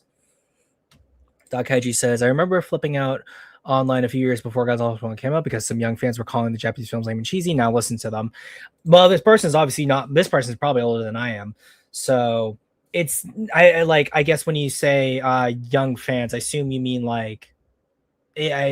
young fans as in like kids and stuff, which I understand. Like just dealing with kids and who talk about Godzilla, there is a barrier because of just the general sentiment around better effects means better film. In the minds of a young kid is hard to really get out of their mind. So there is that, but like to new fans, yes, like the idea that they will be, there's always this idea that all the Japanese films are this or that, and then when you ask them how many of them have you watched, if they have watched any, it is usually the late 70s films. The next question you should ask is, do you know why they are like that? And oftentimes they'll say no, and therefore that gives you an opportunity as a Godzilla fan to then enlighten them to this opinion. But oftentimes this isn't the case, because when they mean all Godzilla films, what they just mean is the MonsterVerse. So I understand the sentiment. Exactly what makes this work. In the MonsterVerse, Godzilla is often the cosmic bouncer you call when the house is on fire. You don't care if he steps on your car as long as he puts out the flames. He's a necessary evil, but in -1, he is simply the fire. He is the radiation, the black rain, and the scorched earth of a broken nation, all wrapped in scales and spite. He doesn't have a rival monster to fight because his only true rival is the human spirit itself. It's a total return to the 1954 roots. Again, there you go, the whole return to the 1954 roots. Not like, again, say what you will, chat, but shit already did it. Say what you will, get chat. Even the anime trilogy does it in the modern era. Same thing for Singular Point. Like this idea of Godzilla being the antagonist is not in any way, shape, or form like a return to form as Godzilla's antagonist because they were doing it. Yeah. These all sound the same. Oh my god, please, Zim. I can't take no more, man. Where the lizard wasn't a character, he was a consequence. On rewatch, you so we have this. Let's go back there. Spirit itself. It's a total return to the 1954 roots where the lizard wasn't a character, he was a consequence. So Godzilla is a consequence here, whereas Max Allo would believe that Godzilla is a concept. Yeah, this is why NPC is evergreen. So Godzilla is not a character. He is one of these days we should just make a shirt that says Godzilla is a consequence concept, and then whatever other buzzwords you want to use to make yourself sound smart. Again, NPC, get like 17 Black, let it ride. It will continue to be evergreen. On rewatch, you realize that every single Godzilla appearance serves a moral purpose. The opening on Odo Island establishes the sin. The moment Shikishima froze and failed to fire. The ocean attack and the boat sequence highlight the helplessness of a man who thought the war was over, only to find himself in a new conflict without any of the tools he was trained to use. In the boat sequence, moral purpose. The opening on Odo Island establishes the sin. The moment, like, I understand like the framing here, but that what Shikishima did wasn't a sin. It is a natural reaction given the context of the situation, and I think it actually more to the fact that because the Japanese military did not know when to surrender, their actions continue to make the situation even worse for themselves and put their civilians into the worst state possible. So therefore, Shikishima shouldn't be condemned for the action, because the film again and again states and shows he should not feel bad for wanting to live, which is why you have that mechanic go up to him and say that there needs to be more people like you. And which is why it's interesting in the novel, which differs from the film, you actually have the whole group there eating with him and actually like being really happy for him and wanting him to live and be super cool guys. And it's why in this microcosm of the Japanese military with these mechanics, just like on this remote island, that in their fear, they end up creating a worse problem for themselves and they suffer the consequences for that. when Shikishima froze and failed to fire. The ocean attack and the boat sequence highlight the helplessness of a man who thought the war was over, only to find himself in a new conflict without any of the tools he was trained to use. By the time we reach the Ginza rampage, the personal psychological spiral of the protagonist and the physical destruction of the country are no longer separate things, they have merged. Speaking of Ginza, I need to talk about the atomic breath sequence. We've seen Godzilla. There it is. They do sound the same, don't they? Evergreen content. They're probably all reading the same reviews to shape theirs, or have it ran by AI using the same reviews. Probably. I wouldn't be surprised at this point. The monster to destroy the boring humans. We're waiting for the good I just realized I went too far ahead. Of Shikishima's guilt. Every time that lizard rises from the depths, it's as if Shikishima's past is literally coming back to drag him into the abyss. Godzilla is more than an external threat to Japan. He is the judge, and is your car as long as and the scorched earth of a broken nation. It's recent at any of the tools he was trained to use. By the time we reach the Ginza rampage, the personal psychological spiral of the protagonist and the physical destruction of the country are no longer separate things, they have merged. Speaking of Ginza, I need to talk about the atomic breath sequence. We've seen Godzilla blow stuff up for 70 years. We've seen the blue beam, we've seen the fire, we've seen the cities crumble. But the director, Takashi Yamazaki, does something different here. He constructs that moment through 7 minutes of escalating ominous dread. Yeah, there it is. You mean kind of like Hashin does it? Isn't a sudden action beat designed to give the audience a wow moment. It's a slow collapse. The build-up is palpable. The atmosphere in the room actually shifts as you watch the dorsal plates pop out and the energy surge. And when the blast finally happens, the film doesn't cut away to a wide shot of a map or a bunch of generals in a war room. It stays on the ground. Let's do that again. So Blast finally happens. The film doesn't cut away to a wide shot of a map or a bunch of generals in a war room. Very rarely does that actually happen with Godzilla films. Like you didn't get that in 54, 55, King Kong versus Godzilla, or Mothra versus Godzilla. So the first 4 films don't really do that. You don't get it in the Monsterverse in like its first 2 entries. You don't get it in the Heisei era with its first 2 entries, or in the Millennium era with its first 2 entries.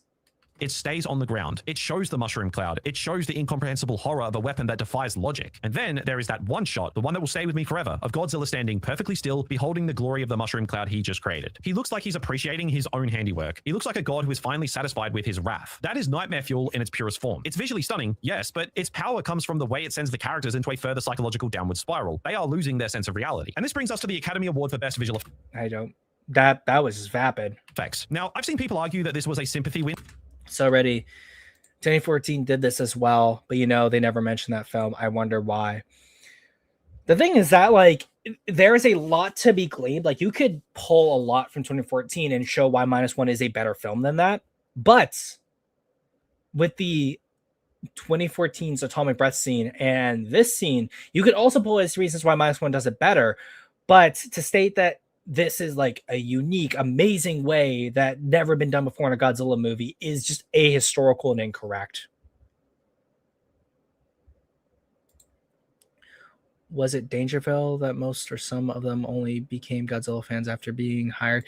I don't know, and I can't really say. I don't follow their stuff enough to make that claim, unfortunately. Yeah, where did this notion that Godzilla is a character even come from? Like, who said this? I think it just comes from the fact that because Godzilla has shifted so much from very antagonistic to very heroic, it's just like, and the general idea that Godzilla can be anything, which is a truism.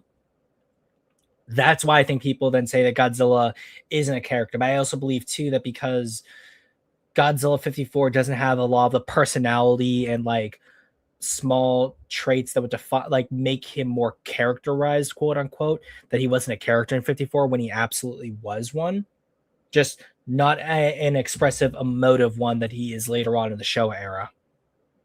Because the budget was so low, or that it was just a technical achievement award. Now, I completely disagree. That Oscar was a recognition that CGI in -1 exists in service of emotion rather than as a substitute for it. The pixels have... Although I don't agree with it, the same could be said for the creator. I still think that I'm happy that -1 beat the creator, but again, this argument could also be used for the creator. Right, because the human faces reacting to them actually have a soul. Again, argument could still be made for the creator as well with all of its visual effects. You see the comprehending horror on Shikishima's face during the boat attack, you're looking at a man confronting his own personal demon. The acting of the humans is what truly sells the digital lizard. The efficiency is something Hollywood seems to have forgotten. You can throw $300 million at a screen, but if I don't care about the person whose house is being stepped on, the destruction is just noise. In -1, the audience is uniquely positioned to want the humans to win. That sounds like a basic requirement for a movie, but think about how rare it is in this genre. Usually we're rooting for the monster to destroy the boring humans. Not necessarily. Like, let me go back here. For a movie, but think about how rare it is in this genre. Usually we're rooting for the monster to destroy the boring humans. I think that anyone who says that is due to the fact that they disengaged from the film entirely because of one reason or another, fair or otherwise, and therefore that's what they're looking for in the film. And I consider that the equivalent of deciding I'm not going to actually play with the toys as intended. I'm going to burn them or shut them on fire, because at this point I just like how the fire looks and I find it fun doing this to this product.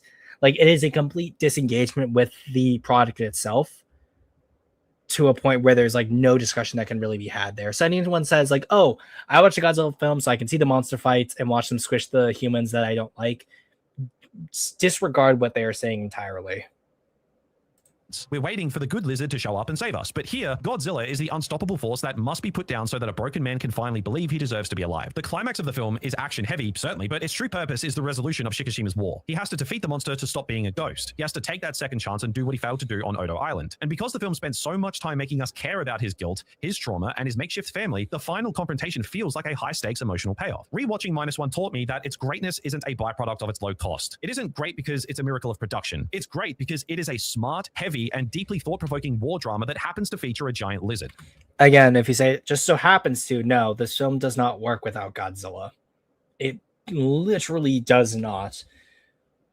So there's that. And again, the only reason why you're coming to this conclusion now is because you did not engage with the film on its own terms originally. So therefore, you have to play catch up with everyone else. But here's the thing that's going to rattle your brain. We treat -1 as this revolutionary outlier, but the actual blueprint for a serious, grounded, and haunting Godzilla was sitting in a Hollywood studio 10 years ago. Perhaps we wouldn't have needed -1 to remind us what Godzilla could be. The blueprint was already there. We just chose to abandon it in favor of something louder. Oh my god. Like when Godzilla attacked Haiti.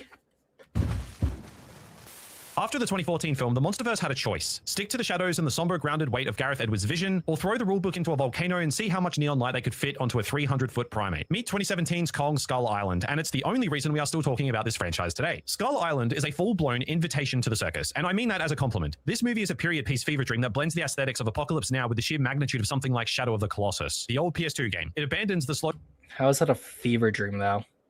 burn philosophy entirely and replaces it with a 1970s Nam film vibe that gives the whole project a distinct humid personality. The color palette shifts between these saturated yellows, oppressive grays, and barren tans, all backed by a licensed soundtrack that makes you feel like you should be drinking a warm beer in a jungle clearing with things exploding behind you. It's a movie that understands exactly what it is, a big, glorious brick of Velveeta cheese. And because it's honest about its own absurdity, it actually manages to be the most entertaining entry in the series. A huge part of that success comes down to the human element, specifically Samuel L. Jackson. His Colonel Picard is, without question, the best human antagonist we've seen in this universe. He is a soldier who didn't lose the war, but simply ran out of war to fight. When he encounters Kong, he finds a new mission, a new vendetta, and a new way to justify his own existence. He treats a giant ape like a personal rival, and because Jackson is operating at a level of intensity that could power a small city, you actually buy into it. Then you have John Goodman's Bill Randa, the mad scientist bridge who brings the Monarch lore into the fray. He provides the connective tissue to the broader universe. The movie makes the bold move of killing him off about 40 minutes in, but his presence establishes the stakes. The film takes these paper-thin characters, gives them some snappy dialogue and a flare gun, and sets them loose in a creative playground where the monsters actually have personality. The action choreography in Skull Island is where the franchise really started to flex its creative muscles. We're watching Kong use a massive ship propeller on a chain as a flail to beat a giant lizard to death. It's imaginative, it's kinetic, and it's unashamedly fun. By stripping away the need to be important or deep, Skull Island succeeded as a self-contained survival story. It respected the audience's time and their desire for monster carnage, and it did it with a stylistic flair that felt genuinely fresh. But then 29...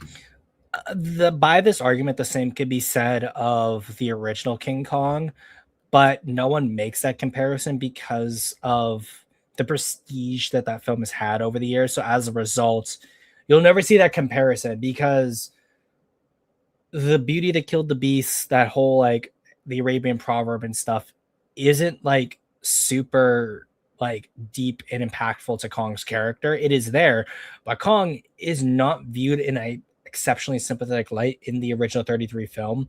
It is mostly there for the spectacle. But again, because of how important King Kong as a film is to cinema, no one would say that about that film because doing that would be seen as disrespectful. But because King Kong Skull Island is part of the Monsters, it is okay to do so. 19 arrived, and the MonsterVerse decided it was time to get epic again. Godzilla King of the Monsters is a fascinating failure because it tries to do the exact opposite of Skull Island. It attempts to be the Aliens to Gareth Edwards' Alien, moving away from suspense to deliver a massive mythological love letter to Toho fans. And on a purely visual level, it is jaw-dropping. The film introduces a dense lore involving 17 known titans, ancient temples hidden in sunken cities, literally Godzilla's crib, and the concept of the Hollow Earth as a subterranean network of tunnels. It brings in the big... again, and actually the Follow Earth was more introduced in Skull Island, and you could argue 2014, but I won't in this case. 4. Godzilla, Mothra, Rodan, and King Ghidorah. When Rodan emerges from a volcano or Ghidorah perches atop a mountain with a cross in the foreground, the film hits these operatic heights that feel truly grand. The use of the classic theme music alone is enough to give any long-term fan chills. It is a movie built on 65 years of cinematic legacy, and it wears that history with pride. However, once the monsters stop roaring and the humans start talking, the whole thing begins to crumble. The narrative struggles under the weight of an incomprehensible plot and characters that are, quite frankly, a nightmare to sit through. The Russell family dynamic is the center of the film, and it is a mess of one-dimensional motivations and wacky eco-terrorist logic. Emma Russell's plan to release all the Titans to restore balance to the Earth is the kind of plan that only makes sense if you've never actually met a person or seen a building. It leads to a redemptive arc for her character that is completely unearned, and you find yourself actively rooting for the monsters to just step on the conversation so we can get back to the fireworks. The movie wants to be a serious global epic, but it lacks the writing tools to support that level of ambition. It's a mythological mess that tries to have its cake and eat it too, wanting the gravity of a disaster drama while featuring a plot that wouldn't feel out of place in a Saturday morning cartoon. This brings us to a central paradox of the Monsterverse. It constantly works better when it stops trying to be a film and starts being junk food cinema. I know that sounds like a backhanded compliment, but I mean it in the most affectionate way possible. There is a If that's the case, the Monsterverse works better as junk food cinema, then why is 2014 essentially ignored in this conversation? specific kind of cinematic fast food that this franchise has mastered. It might not be good for you in a nutritional, artistic sense, but it is highly consumable and incredibly satisfying in the moment. When this Monsterverse abandons the grounded realism of the 2014 film, it opens up a world of absurd, fun scenarios that... Like, the problem is that while there's a lot of realism in 2014, there's still a lot of world building and character problems in it, but for some reason, he's not even mentioning that either. that simply wouldn't work in a serious drama. We're talking about sci-fi WWE matches where giant monsters are performing wrestling moves in neon-lit environments. By accepting... That's not even really... that's GVK and GXK, but not this film. That the human characters are often just mouthpieces used to justify the next monster sequence, the film actually becomes more efficient. They respect the audience's desire for kaiju carnage and stop pretending that we're here to watch a domestic drama about a family with communication issues. Actually, this right here is very important. Accepting that the human characters are often just mouthpieces used to justify the next monster sequence, the film actually becomes more efficient. They respect the audience's desire for kaiju carnage and stop pretending that we're here to watch a domestic drama about a family with communication issues. Yeah, so in this case, and this is often coming from people who don't like King of the Monsters, but they love the other films, because I think on an intrinsic level, they don't like Godzilla. They don't think that there's actually any value Godzilla films can usually bring. And anytime they do, it is a miracle, or it is actually crazy that it was able to do that. And as a result, they prefer it when you just get to see monsters do things on screen, because it is flashy. It's something that they're not really going to care about. They get to laugh at it. They have a good time. They build up memories because of the experience around the film rather than the film itself. And as a result, it sets back any discussions about monster films like centuries back. There's a transition that happens in these later entries, moving toward the goofiness of the later era of Godzilla films from the 60s and 70s. It taps into a sense of childhood wonder where you don't care about... And mentioning the 60s and 70s Godzilla films because... Again, what does that mean? We're here to watch a domestic drama about a family with communication issues. There's a transition that happens in these later entries, moving toward the goofiness of the later era of Godzilla films from the 60s and 70s. It taps into a sense of childhood wonder where you don't care about plot holes or realistic physics as long as the spectacle is imaginative and the monsters have distinct personalities. You aren't asking for a dissertation on environmental ethics. You're asking to see the big lizard go thermonuclear and melt a city. So in that case, like, if you're just there to see the lizard do something, then, and you also don't really care about the human plots, then King of the Monsters is just as valuable as the later films that you will later praise for being just spectacle, because ultimately you're still going to watch those scenes and like those scenes, so therefore nothing else should really matter. This contrast is exactly why Godzilla Minus One is such an important foil for the Monsterverse. Minus One shows that a serious war drama with a monster can be a masterpiece, but it also highlights why Hollywood's attempts to replicate that tone within a sprawling cinematic universe almost always results in trash. Hollywood's version of serious usually just means boring humans in rooms talking about titans. They don't have... Again, what? Like... The thing with Minus One versus King of the Monsters in this case is that Minus One was not necessarily intended to be a cinematic universe. Like, I don't understand why we're comparing Minus One to King of the Monsters, because 2014 is doing what Minus One is technically doing. We're being the first film within a franchise, and we're not getting any criticism on 2014. At the moment, all I would know about 2014, having watched this video, is the idea that 2014 was really grounded, really serious. But nothing else there. None of the problems with its writing or its world building, how it set up the Monsterverse in the way it did, and nothing. I don't know really anything about the state of the Monsterverse besides Caught 'em Bad, KSI good, KSI imaginative, Codem not, because Codem had boring humans but good monsters. Have the patience or the writing talent to make the human subplots resonate, so the films end up dragging whenever the monsters aren't on screen. By leaning into the absurdity of the premise, the MonsterVerse finally found its footing. It became a creative playground where logic is secondary to entertainment. It realized that if you can't make the humans as interesting as the monsters, you should at least make the monsters as entertaining as possible. Skull Island was the first hint of this realization, and King of the Monsters was a loud, beautiful, messy attempt to have it both ways. But as we moved into the most recent installments, the franchise finally reached its final form. It stopped trying to be a manifesto or a mythology and decided to simply become the best monster circus on the planet. And as we're about to see, when Godzilla and Kong finally shared the marquee, the MonsterVerse's embrace of its own identity became more than acceptance. It became a celebration. What does he also mean by its identity? Because at this point you have 2014 KSI and King of the Monsters. King of the Monsters in 2014 are closer to one another than KSI is to King of the Monsters or 2014.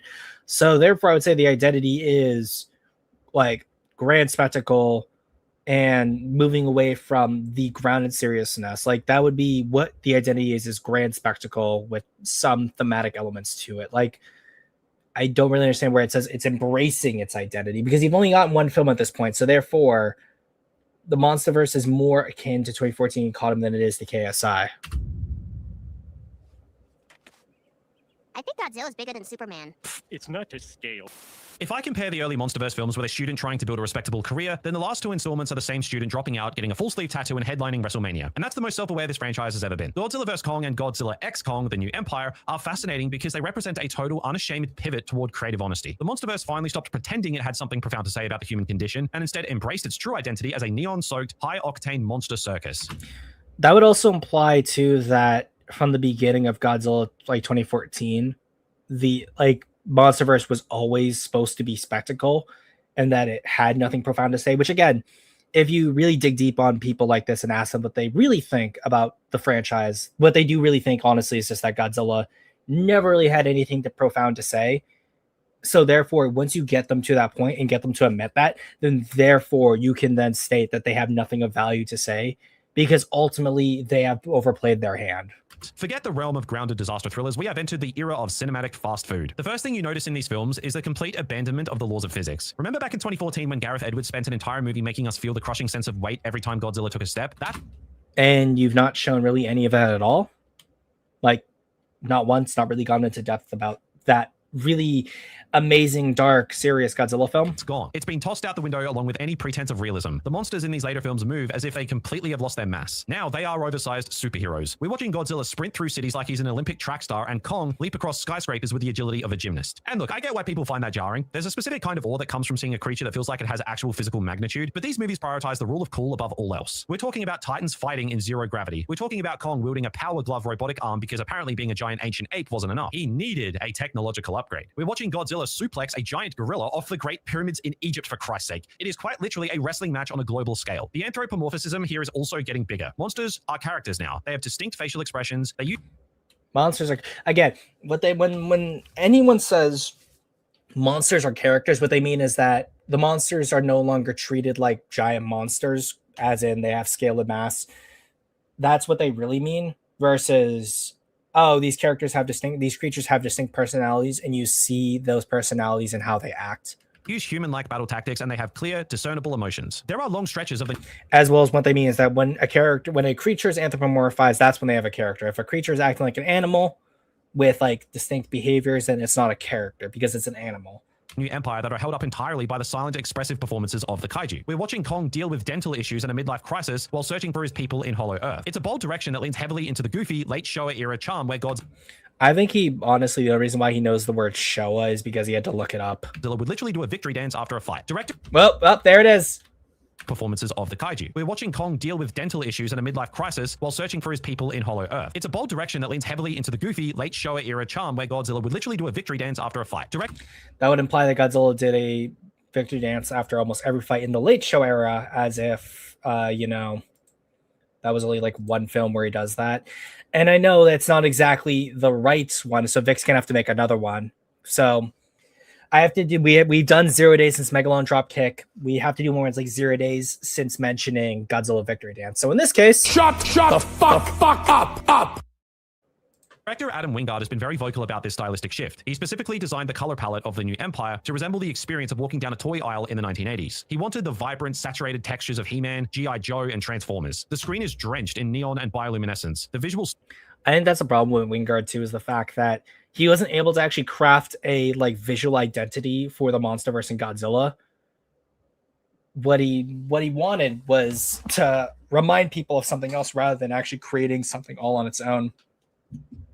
Style embraces this hot pink aesthetic for Godzilla's new evolution, which fits the heightened imaginative reality of the Hollow Earth perfectly. What's truly impressive, though, is the confidence in the visuals. Unlike earlier entries that often used rain, darkness, and shadows to hide the VFX or build a moody atmosphere, these films take place in the harshness of the brightest sun. The action is clear, concise, and unashamedly digital. The films recognize that these are amusement park rides, and they want you to see every single bolt on the roller coaster. It's a neon 80s vibe that transforms the experience into a creative playground where logic is secondary. I've heard like the neon 80s vibe thing, which is why Doc Kaiji's mentioned about people using the same reviews and the same like scripts or AI is more likely to me, because I've heard that so many times and I don't really get what they mean by like neon 80s style. To the SmackDown. And that brings us back to the junk food cinema concept. I've heard people call these Taco Bell movies, and I think that's a perfect description. You don't go to Taco Bell for a 3-course steak dinner. You go because you want something cheap, fast, and intensely flavored that puts a smile on your face for about 20 minutes. The MonsterVerse has accepted that it provides an immediate sugary rush of watching icons smash into each other without burdening the audience with profound questions or social commentary. This turn your brain off mentality is often used as an insult, but here it is like liberation. By abandoning... No, this is... Again, these people don't actually care about monster movies having any deeper themes, because I think on an intrinsic level, they don't feel like they can have deeper themes. And if they just embrace being the stupid things I see them as, therefore it's liberating, therefore it's good. The pretense of being a serious war drama, the franchise has discovered its true genre. It's a professional wrestling pay-per-view featuring abandoning the social commentary. This turn your brain off mentality is often used as an insult, but here it is like liberation. By abandoning the pretense of being a serious war drama, the franchise has...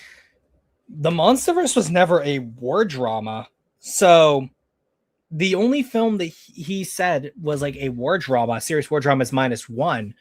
And of course, since -1 came out before GXK, what he is kind of saying here is that when the Godzilla franchise as a whole abandons trying to be serious, that's when it's good in my eyes, because it doesn't actually have the ability to be profound. And when it is just the slop that I think it is, therefore that's good, and that's a good thing.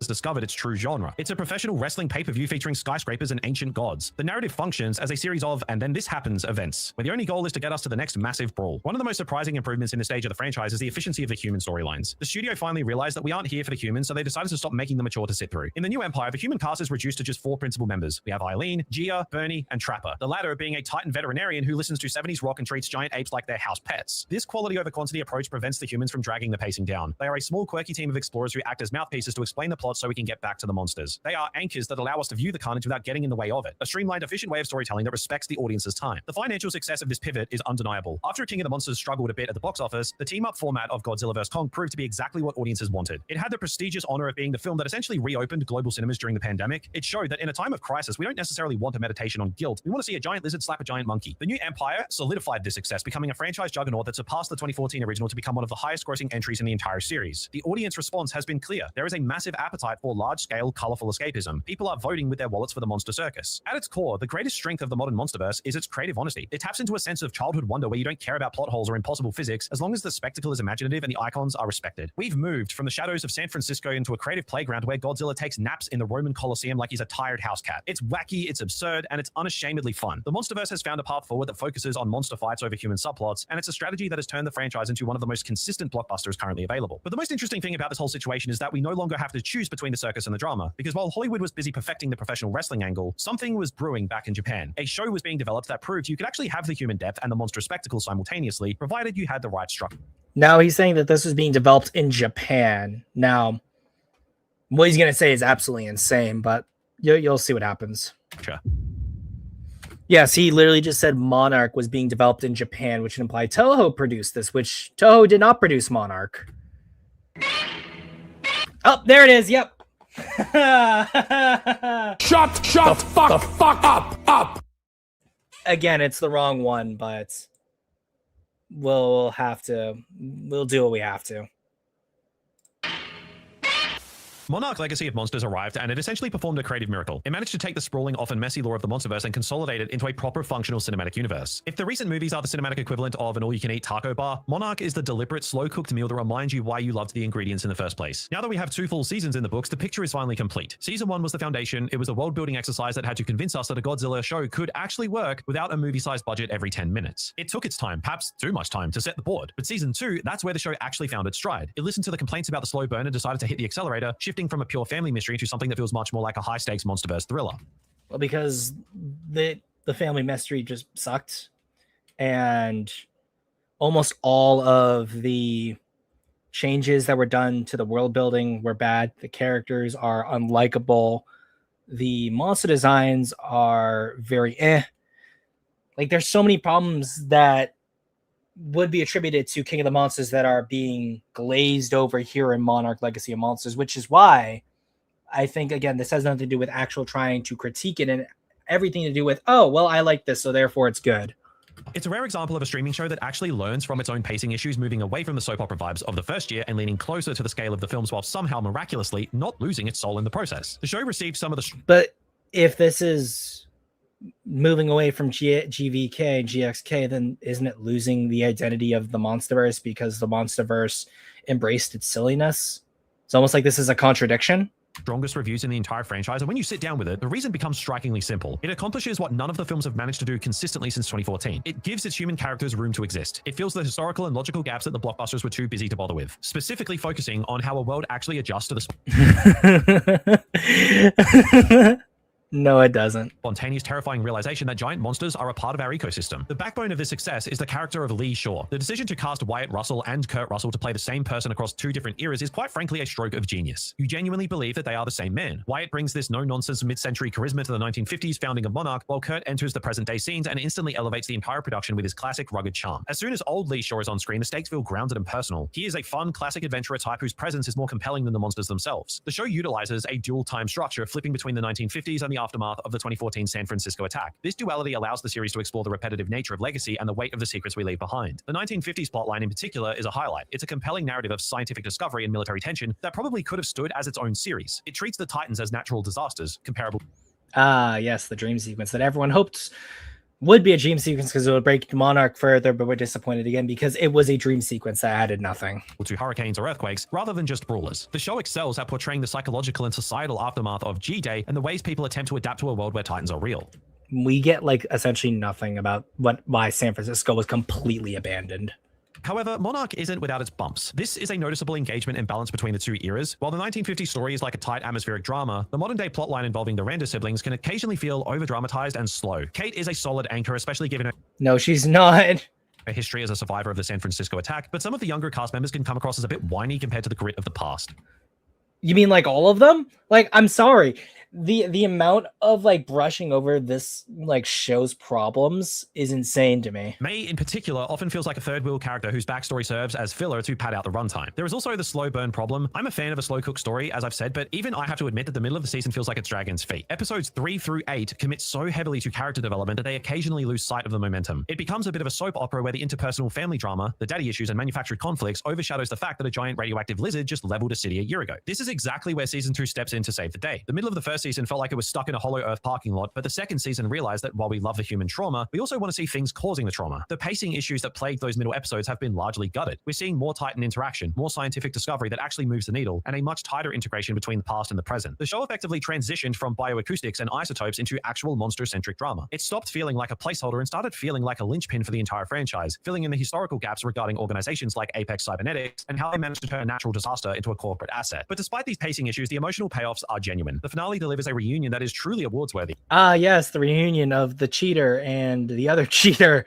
in the hit show Monarch Legacy of Cheaters, where I'm supposed to feel sorry for a bunch of wine mom level relationship drama.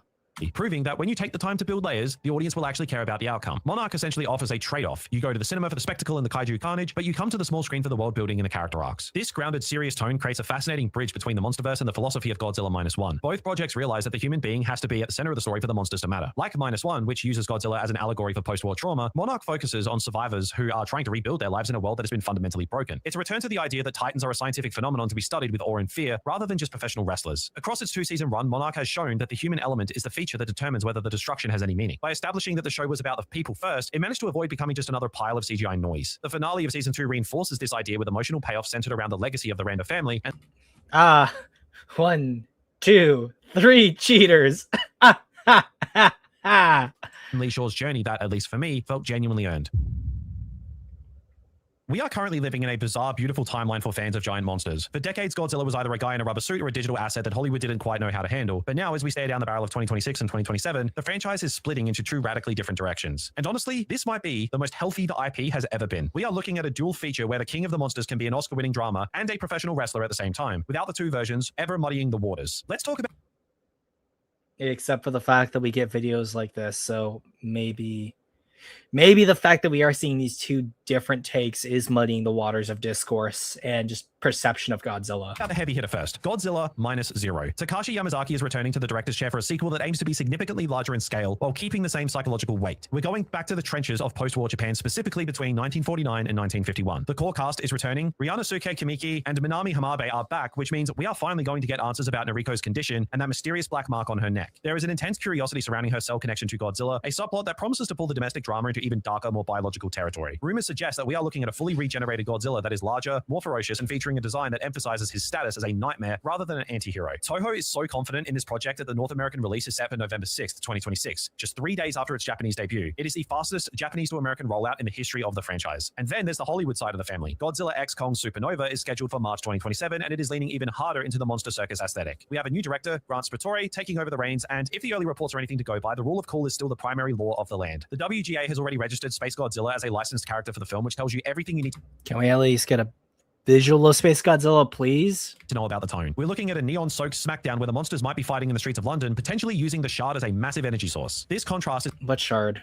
Like the Shimo shard? What is he talking about? where the real story lies. On one side, you have Yamazaki laughing at CinemaCon about James Cameron offering to direct second unit footage, a joke that highlights the massive respect that Japanese production has earned from the titans of the industry. On the other side, you have a Hollywood blockbuster that recognizes its true identity as cinematic fast food. This coexistence is possible because of the sheer versatility of the character. Godzilla is a blank canvas. He can be a metaphor for nuclear PTSD, a straight-up force of evil that represents national trauma, or he can be a sleepy baby that humanity accidentally disturbs. By allowing these two franchises to lean fully into their respective identities, we avoid the stale, middle-of-the-road mediocrity that plagues so many other cinematic universes. One version is an efficient, unashamed spectacle designed for entertainment and late Showa era goofiness.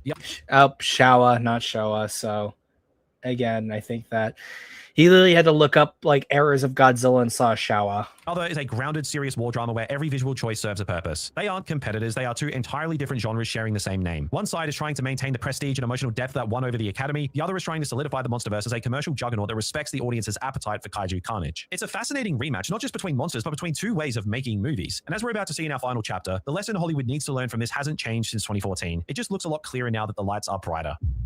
No. What you've said is that we've gotten super serious, then we got goofy, we tried to be serious, and that failed, so therefore we just went goofy. But because it's goofy is embracing its identity, unless it's something I like, so therefore it's able to do something profound. But again, I anytime you hear someone talk like this, just ask them, like, do you really think giant monster movies as a whole, or the monster genre as a whole, is able to tell profound stories? Because again, the MonsterVerse didn't shift from profound war film or to goofy. He was saying -1 was a profound war film, which is why I think he slipped. It was a slip of the tongue right there. And what he actually thinks is, I'm surprised Godzilla was able to do something impressive on a thematic and personal level. But we still have the MonsterVerse, and the MonsterVerse is what I expect out of Godzilla. So I need to like talk about it and praise it in that way. So we've spent the better part of an hour dissecting a 70-year-old radioactive lizard, and if there's one thing that's become... What? So we've spent the better part of an hour dissecting a 70-year-old radioactive lizard. We've not talked about anything from Godzilla that's over 70 years old. Like 54 got mentioned. The word Showa was mentioned. There wasn't really any discussion about the Showa era. at all. So to say with any kind of amount of confidence that you have dissected over 70 years of Godzilla history is laughable. And if there's one thing that's become abundantly clear, it's that Godzilla serves as the ultimate cinematic Rorschach test. He is a mirror held up to the culture that creates him. When Japan looks into that mirror, they see the black rain, national mourning, and the lingering scars of a history And there's the Godzilla can mean anything comments, essentially just worded different. that refuses to stay buried. When Hollywood looks into it, they see a light wrestling ring, global branding opportunities, and a way to sell popcorn during a midsummer heat wave. The rematch I promised at the start isn't really between the monsters themselves, it's a conflict of philosophies. Godzilla -1 hits with such a force on a rewatch because it reminds us that the soul of a monster film is determined entirely by the people on the ground. It's a rare masterpiece because it's perhaps the only entry in the entire franchise where you find yourself actively pleading for the humans to survive. You're watching it because you need Shikishima. Again, going back here, it's perhaps the only entry in the entire franchise where you find yourself actively pleading for the humans to survive. GMK 54 against Mechagodzilla. I could do this all day, honestly, because it is little comments like that where, once again, you got to ask, like, do you actually care about the franchise or not? And if the answer is yes, then you say what way, and once they give that answer, continue to furiously dissect what they actually mean by it, because then you'll get to what they're saying. Watching it because you need Shikishima to realize that his war is finally over. The monster is just a final exam for his soul. Meanwhile, the Monsterverse has carved out a different kind of success through a very specific form of creative honesty. It stopped trying to replicate the spiritual weight of the Japanese originals, a task Hollywood usually the Japanese originals, while also calling the late 60s and 70s show era goofy. So are they serious? Are they all serious, or are they all goofy? Like, actually just commit to the terms, ideas that you're presenting here. Fumbles by turning serious themes into trash subplots, and instead leaned into the absurdity. It accepted its role as junk food cinema. There is a mental relaxation that comes from watching a creature that has lost its physical mass and gained a professional wrestling career. It's the perfect escape from a heavy reality, provided you don't mistake the amusement park ride for a manifesto. The real takeaway here is that Godzilla's greatest strength is his sheer versatility. He can be an indifferent natural disaster, a symbol of national PTSD, or a badass fighting machine. He can be a nightmare that makes you weep for the faceless masses, or a hero that makes you cheer when he suplexes an ape off a pyramid. Both versions belong in the theater, and both... Yeah, it really is. Like, the pyramid suplex is the modern drop kick. Tell us something fascinating about what we need from our stories at any given moment. Sometimes we need to confront our trauma. Other times we just need to see a lizard turn thermonuclear in the brightest possible sun. And as we head towards 2026 and 2027, the landscape has never looked more promising. We're getting the best of both worlds, a serious period drama that aims to make history and a colorful blockbuster that aims to make $1 billion. As long... There you go. I think enough's been said. What I can do is I can open up the stream now to some people's, and we can end it off there with their thoughts, because who baby, that was bad. Like, the level of disingenuous points being raised is crazy, to say the least, but that's neither here nor there. What else can be said? Gotta head to work. All right. Have fun. I'm going to let the people in. I'm going to let you all talk while I will also have to take care of something in the meantime. So you should have gotten an invite in the DMs to join. Can we stop? No, I'm sorry. No. Mockery will continue until morality improves. And from the back to the front, the Minecraft world, the world of mining. Me, when the kaiju genre beyond Godzilla has been actively doing a better job at being, good in comparison to the Monsterverse. Like, dude, it is not hard to criticize the Monsterverse, and this is coming from someone who loves those movies. Again, mockery will continue until morale improves. It is not hard. There we go. Serena was good. Hello. Awesome. Hello, everyone. Yeah. I'm very sick of these videos. As Trump once said, she doesn't have the stamina. That's what I said to your mom last night. You say that, but she would have absolutely broken you like a toothpick. I'm sorry. Well, I was going to say something like horror. Twig arms. Well, I do like. I got the strength. You don't got the stamina. I'm sorry. I'm sorry, Serena. Now, face. Well, I would like a woman taller than me to do that to me, but that's beside the point.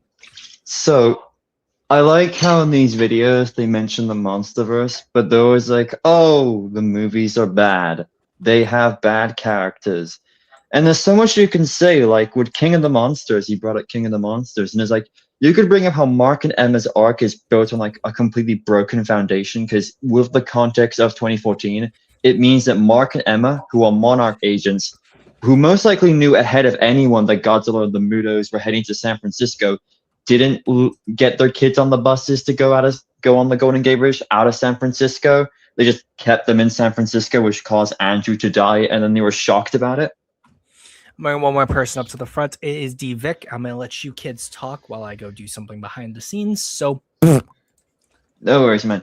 But yeah, they always mention those films. But they never mention, like, as I just said, like how Mark and Emma's like entire arc is built on a broken foundation. So like their entire grief kind of, it just makes no sense from like a fundamental like story structure standpoint. One line, even you don't even need to show it. One line, even when like Luke is explaining what happened to Vivian on the Osprey. Or not even just that. Like you could just change it that Andrew died on the Golden Gate Bridge. Like when Godzilla smacked into the bridge, like just one of the buses that were there just got flung off, Super Mario 64, Yahoo! And that had Andrew in it.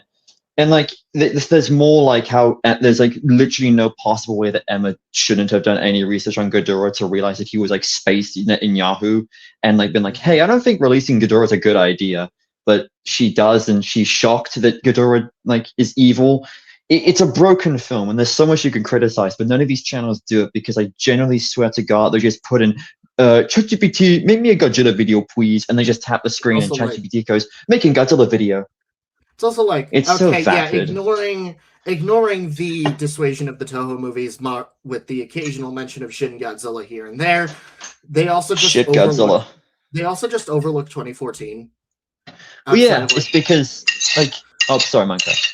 It's like 2014 completely contradicts that narrative because of its general structure. Say what you will about the film itself, the way the film is done is meant to be taken significantly more seriously. This is not a bombastic spectacle comparable to like Invasion of Astro Monster or Godzilla versus Megalon. This is more along the lines of the Heisei movies.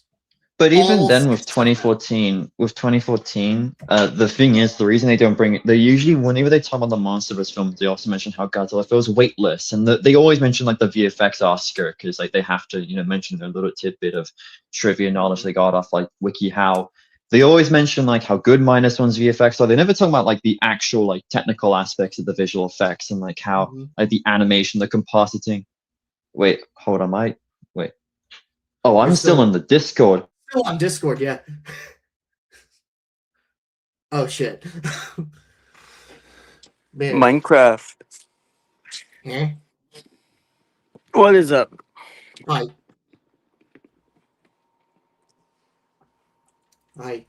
I have a job interview in 2 hours, so a job.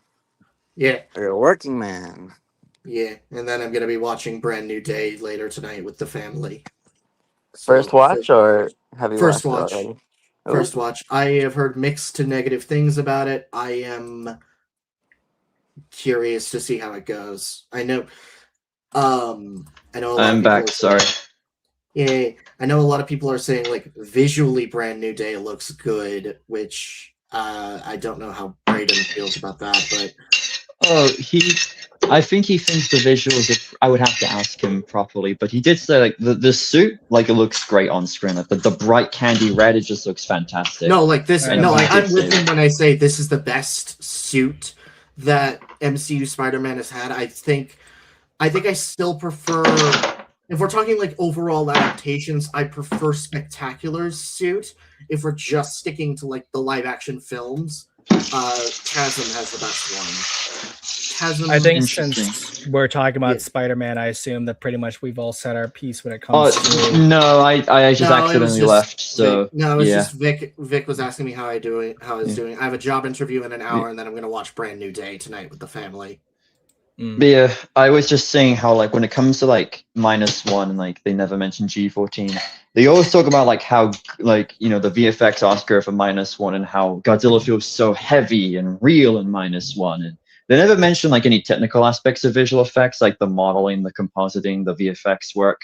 The actual stuff that goes into this kind of stuff. They just say, oh, it won an Oscar, so it must be good. That's kind of what it boils down to. But they never mention or show any clips in G14 because like 2014 just has like just better visual effects. It's got better animation. It just like, even though you can't see any of it, it just is like better. And we'll never mention them at -1 because they can never say anything good about the MonsterVerse besides, oh, it has fun monster action. That's why if they do mention 2014, it's like in passing. Like, it's very dishonest. Like G14, like say what you will about G14's quality, it feels dishonest. I'm surprised this guy touched on Kong Skull Island because that movie never comes up.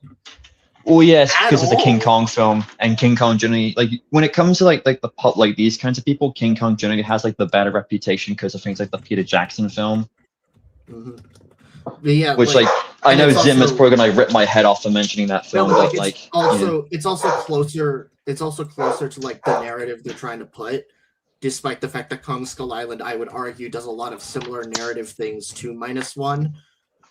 Maybe not as good, but it's still, like, for example, a lot of Marlowe's actions and character, like pretty much everything surrounding him is an example of like active, interesting human characterization mixed in with the genuinely well-crafted spectacle. Like, yeah, Kong Skull Island still looks amazing, but it's like they need to stop comparing, like, they need to stop like comparing -1 to like the MonsterVerse films, or even the films that came before, and just talk about -1 on its own merits. Like, hold on, all right, I just had to blow a bottle. They never mention like they never really talk about -1 like as its own like film. They always just compare it to a different movie, which I think comparisons are very good for like like film quality and criticism. Like you can obviously compare like. If I was doing like a King of the Monsters video, which I do want to do one of these days, because I'm really annoyed at all like the really shit criticisms of that film, and I actually want to like dissect why that film I think is like, just not very well like done. But like I would have to then like talk about 2014 because it's a directly preceding sequel to the previous film. Like it would be dishonest of me not to mention 2014. But like with these videos, -1 is currently just the only film in its saga. You can just talk about -1 on its own. You don't need to bring in like the MonsterVerse or the previous films. You don't need to like rag on the previous films to bring up the quality of -1. It just makes it seem more like, oh, -1's only good if you compare it to these films and not good on its own merits. What's really funny about this whole conversation is that as like I reverted back to just general YouTube, I got recommended another video just like this by another channel, which is like why Godzilla -1 remains the best monster film. Zim, I swear to God, if you make another one of these streams, I'm gonna like actually behead you. I'd love to see. Well, no, I would just have. We should watch a Doom Eternal review, like one of those really bad Doom Eternal reviews that came out at the time, and just react to that instead as a joke. Yeah. I want to talk about Gamera on these streams again. Somebody if even if it is one of these videos, I am bracing for the day that someone actively like decides to bring up like I don't know the Gamera trilogy in relation to -1. Minecraft, I got you. I'll make a 3-part series while Gamera is like the greatest kaiju ever. Yeah, I don't believe the trilogy is that accessible to people, so as a result, like you're not going to see a lot of people talk about it for a while, and I think the only versions that are accessible are the subtitled ones. And unless like you're a really big like culture channel, like specifically looking at Japanese culture stuff, you're not gonna see a lot of people talk about the Gamera trilogy. No, yeah, I know that. As well, I think most people probably feel like Gamera is like a in company. Dude has been dead. Dude has been dead for 17 years. Came back with an anime that didn't do well, and people are still begging for him to show up. Yeah, people. I think it's also these channels don't talk about these. They're like they actually don't really go into deeper like the actual kaiju genre. They just kind of mention just Godzilla because he's the face of it. That's just me wanting to like self-indulge, I guess, because like I find the wider genre itself more fascinating than Godzilla. Even though like I love talking Godzilla, it's just I think the wider genre deserves as much love as it is. But I also sorry. Back to the discussion at hand. Like. I can like even setting aside the lack of interest in actively, diving into the Toho films, diving into like even the rest of the Reiwa era would have helped this. It's just annoying. Like this entire discussion is just annoying, and it's like it always. Fuck! I've been seeing this exact thing with Nolan's Odyssey. Sorry to bring that film up again, but it's been on my mind for the past. The Odyssey, the Odyssey, struck your house, man. Nolan fucked up one of my favorite stories ever told in one of the most radical ways possible, and people are. Nolan killed my grandma. Christopher Nolan killed my grandma. It's hilarious when I say that, and Interstellar is still one of my favorite films ever made. No, but Minecraft, it was good they cut out all the stuff to do with the Cyclops scene, which makes Odysseus shooting the Cyclops make no sense in the story. It was good that they completely butchered Penelope and Cersei and made them genuinely worse characters. Not even No, but Agamemnon had that shit on, alright? It's all okay. Peabody and Sherman. Go watch that. Swagamemnon. Go watch Peabody. Oh, I have watched that film. I have. Yeah. Nolan, I need to stop before you touch yourself. Unironically, my favorite interpretation of Agamemnon. But yeah, but it'd be rude not to. It's interesting to see. It's interesting to see this discourse repeated, sort of inverse though, with bashing the MonsterVerse, but ignoring a lot of the attributes that dissuade the narrative, even if they are technically correct. Well, it's not even just bashing the MonsterVerse. It's just a really vapid critique of it, because they never really go into why the MonsterVerse is bad. As I said, when it comes to Mark and Emma, you'll never see these channels mention why Mark and Emma's arcs are very very not well written. You never see them mention why 2014 is a completely broken film thematically. You'll never see them mention why GVK fucking murders the concept of world building. It's just MonsterVerse bad. Well, because again, I think it's inherently because they don't care about Godzilla as a whole. But I also think it just has just an algorithm thing to them. With discourse as a whole, we buy a lot in the community. We buy a lot of people being critical of the franchise, and I think that they just sit on the more mimetic things that people say. Mm-hmm. There's a lot of people who do want to. No, I would say it I'd be genuine about it, because I see a lot of people would be oh, it'd be interesting to see them talk about Godzilla in a more deeper light, and every other joke is big lizard. Oh, no, I agree with you, Sim. I'm I just don't care.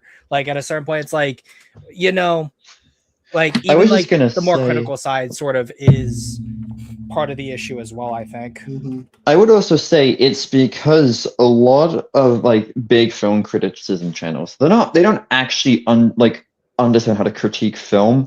They just critique certain aspects of very surface level things, and they say oh, the cat in this film you see the Godzilla's the physical manifestation of Shikishima's grief or whatever the fuck, or the MonsterVerse embraces its silliness. These people don't actually really understand how to critique films on a fundamental level, the actual mechanics of it, and how filmmaking what makes a good character arc.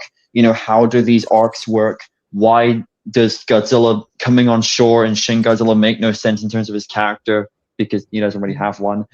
They never mention those kinds of things because they can't really articulate it. I would say, because a lot of them, they just get big off talking about film and sounding like they know what they talk about. And look, I have no fucking idea what I'm talking about too. I'm not exactly a film scholar. I'm an illustration student, but I'm not gonna pretend and be oh, I know how to dissect The Godfather and explain why it's a good movie, because I don't. But these people do, because they make lots of money off of it, and they just have to pretend they sound like they know what they're talking about. And it's why I think a lot of these scripts are probably AI generated, and they don't actually understand the things they're saying, because they're, oh, hold on, my dog. Oh, hey, buddy. Sorry, my dog just came into the kitchen. They don't actually understand how to critique film. They're not film critics. They don't really have a passion for it. They just talked about they have a passion for it. They have a very surface level passion for it, and because of that, they make tons of money off just the normie people watching them. It's why film criticism, like film discussion, is just like so like dead these days, because no one really understands what they're talking about. They're just making like really vapid videos like this. It's just a big microcosm of why film discussion videos on this website are so fucking shit, because they either just follow the herd and just like say what everyone else does. Just talk about what they know. But yeah, and they never go deeper Most into people it. just talk about what they know. And not everyone knows how to go deep into that analysis type thing. Not everyone They just really talk about has what the they time, like, what they think is good. and not everyone has the time, money, or energy to really do so. Which is like, okay, but if you're gonna like call your video a serious dissection, I would recommend maybe or like how or being like it changes vapid. everything, all that Yeah. stuff. Like it's all just algorithm boosting and nothing to actually Yeah. do with like really wanting to add to the discussion. Yeah, it's like They say the buzzwords. They say the every single fun fact about Godzilla series. Everything on the bingo card, they got to check off. Mm-hmm. Yeah, and like when you actually confront them and ask how many Godzilla movies have you actually seen, then that discussion becomes a very different one almost immediately.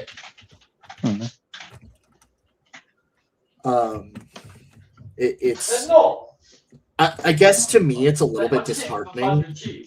Like just like, yeah, I know there are people who will do the effort, and oftentimes, and it's like 50-50 chance that actually ends up good. But it's like it's kind of disheartening to see even today a lot of like vapid discussion on the franchise. And yeah, I'm okay with people being new to this and learning about it, but like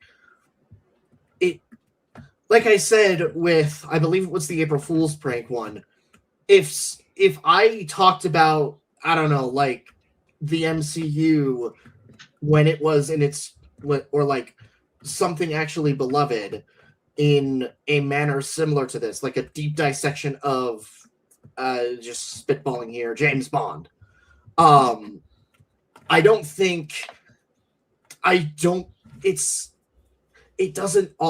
offers a very similar effect, and I think a lot of people would be upset on that turnaround, but because it's Godzilla, because it's a foreign country, because it is something that is inherently fantasy and unbelievable, because it is mostly insincere, keyword mostly, according to the people who've only seen half at minimum, no, like 2/3 of the Reiwa era at least, and maybe 54, or at least some variant of 54.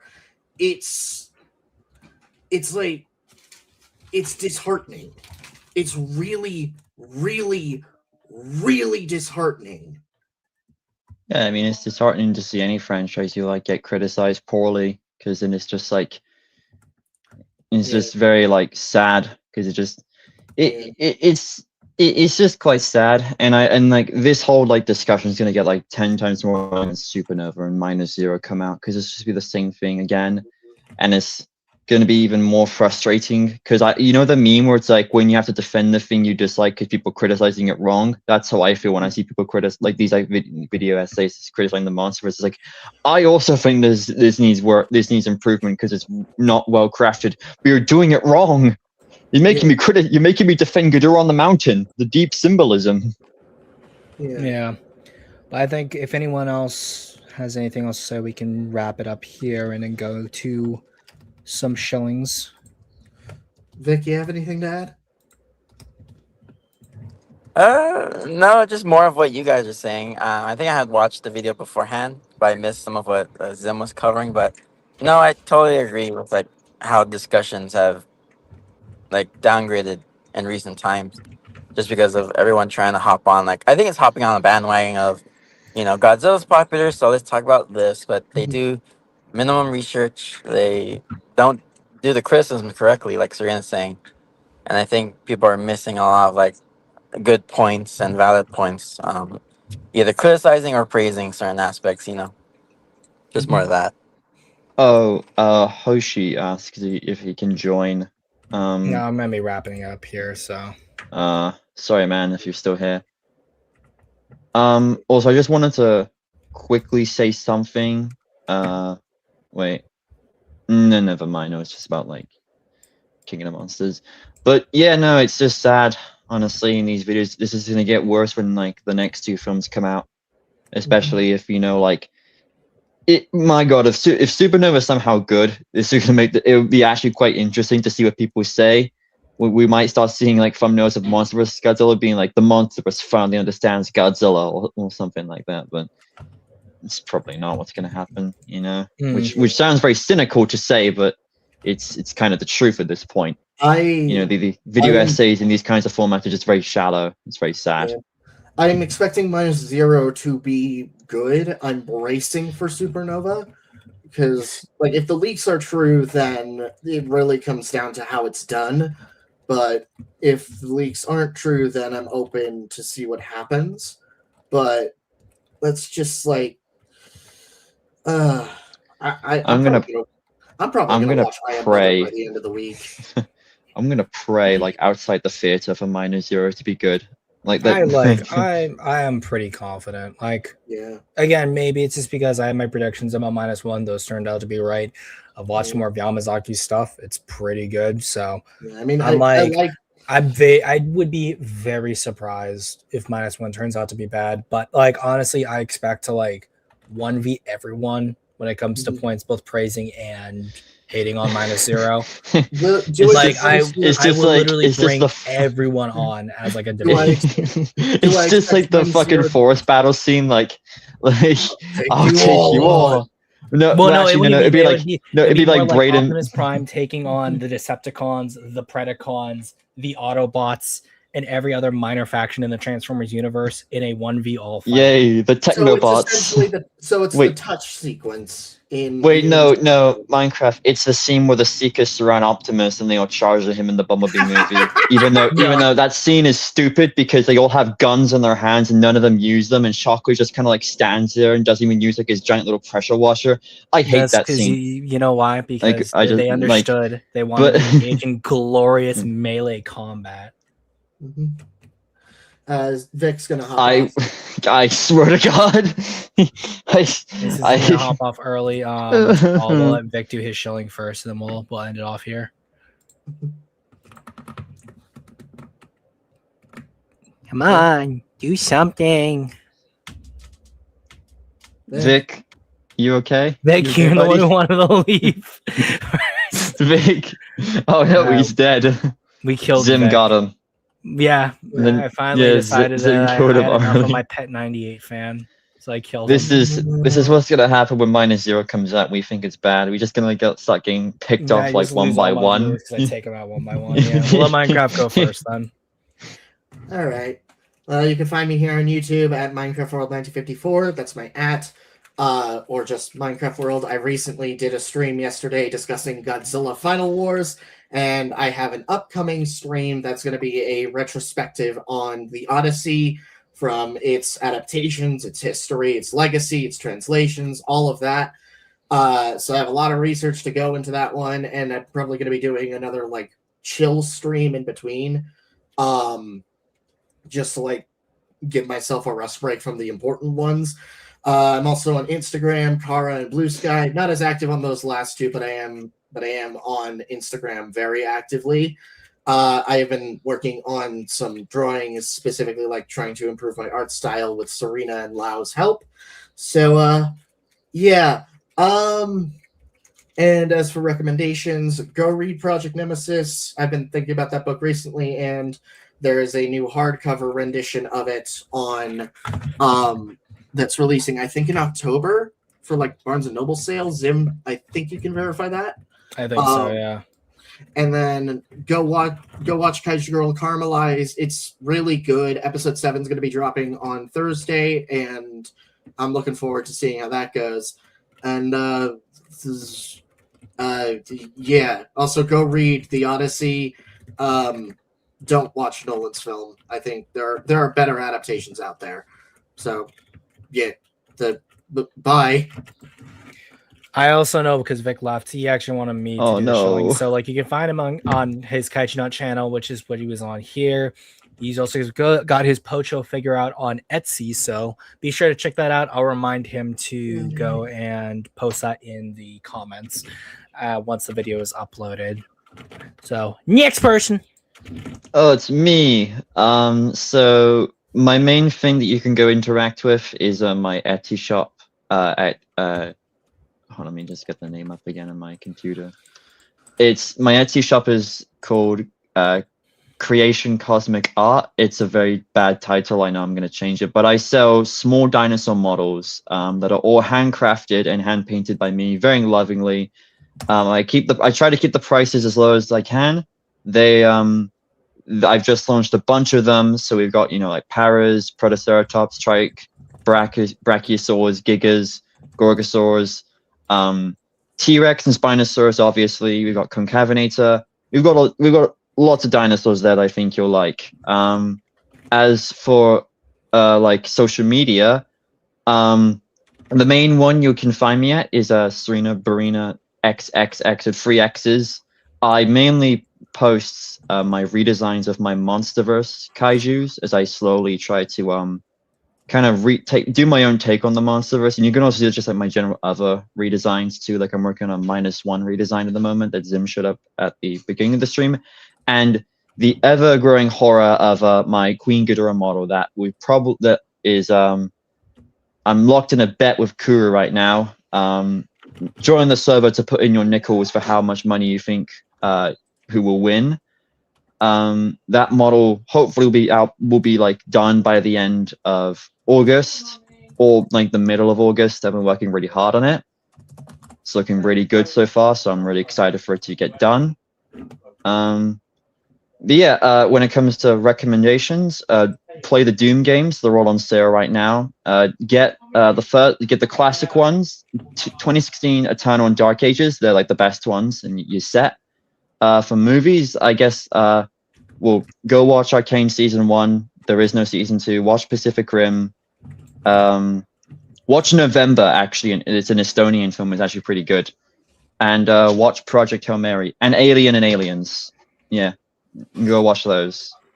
And yeah, that's me. That's it. Pretty much for me. Have a nice day, everyone, and take care of yourselves.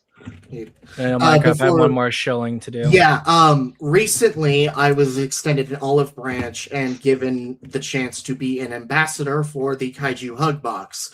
That is Kaiju Canucks and MM server. So go join that one as well as Zim's. It's pretty fun there, especially if you like figure discussions and collecting. So, yeah. Also, go watch Iron Lung. I almost forgot to mention that one. There you go. Well, as always, you can find me almost anywhere. I multi-stream to YouTube, Facebook, and Twitch, but I'm on other places. Odyssey and BitChute is where I try to keep things in case something happens to my main stuff here. I post art to Instagram and DeviantArt. X is where I post the opinions and I get into fights online, but I pretty much do that everywhere else. But just remember to add an OG in front of it for Zimzilla on there. I also have a Patreon. That is where my main stuff relating to my book, Kaiju Quarantine, is being worked on. I haven't posted anything in a while, and again, it's slow going just because of other things. I will have a little widget right there for like a few seconds if you want to support the Patreon. It's also in the description, along with my TeePublic there as well. Thank you guys so much for watching, bearing with me. I'll probably have something that's Kaiju or Godzilla related discussion-wise, possibly next week. We'll see what happens. But yeah, thank you guys as always. Have a good one. Stay safe. Bye, everyone. And yeah.